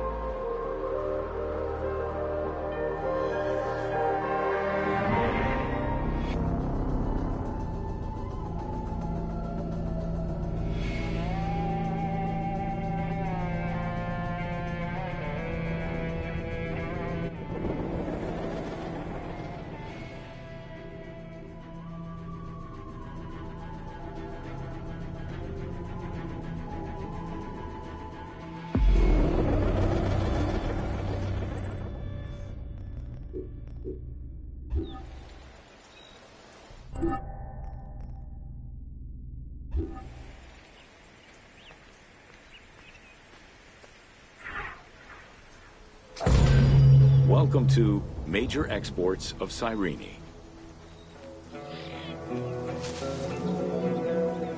Cyrene's main source of economic wealth was in the cultivation and export of poppies and silphium. Though the opium oil from the poppies was also an export, little is known about this crop. Information about the cultivation of silphium, however, is more accessible to us. Yeah.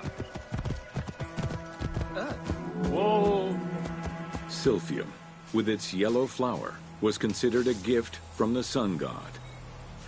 Grown solely in this region near the Mediterranean Sea, silphium extract was exported at high prices and was so crucial to the wealth of Cyrenaica that it was depicted on their coins.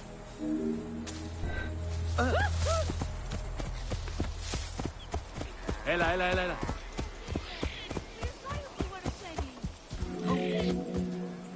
Silphium's roots produced a resin used by both the Greeks and Romans in medicines intended to cure cough, fever, indigestion, and many other ailments. It was also used as a contraceptive. In a compilation of culinary recipes from the 4th century BCE, the herb is mentioned in various recipes, including a flamingo dish. High demand, overexploitation, and possibly a shift in climate all contributed to the eventual extinction of silphium.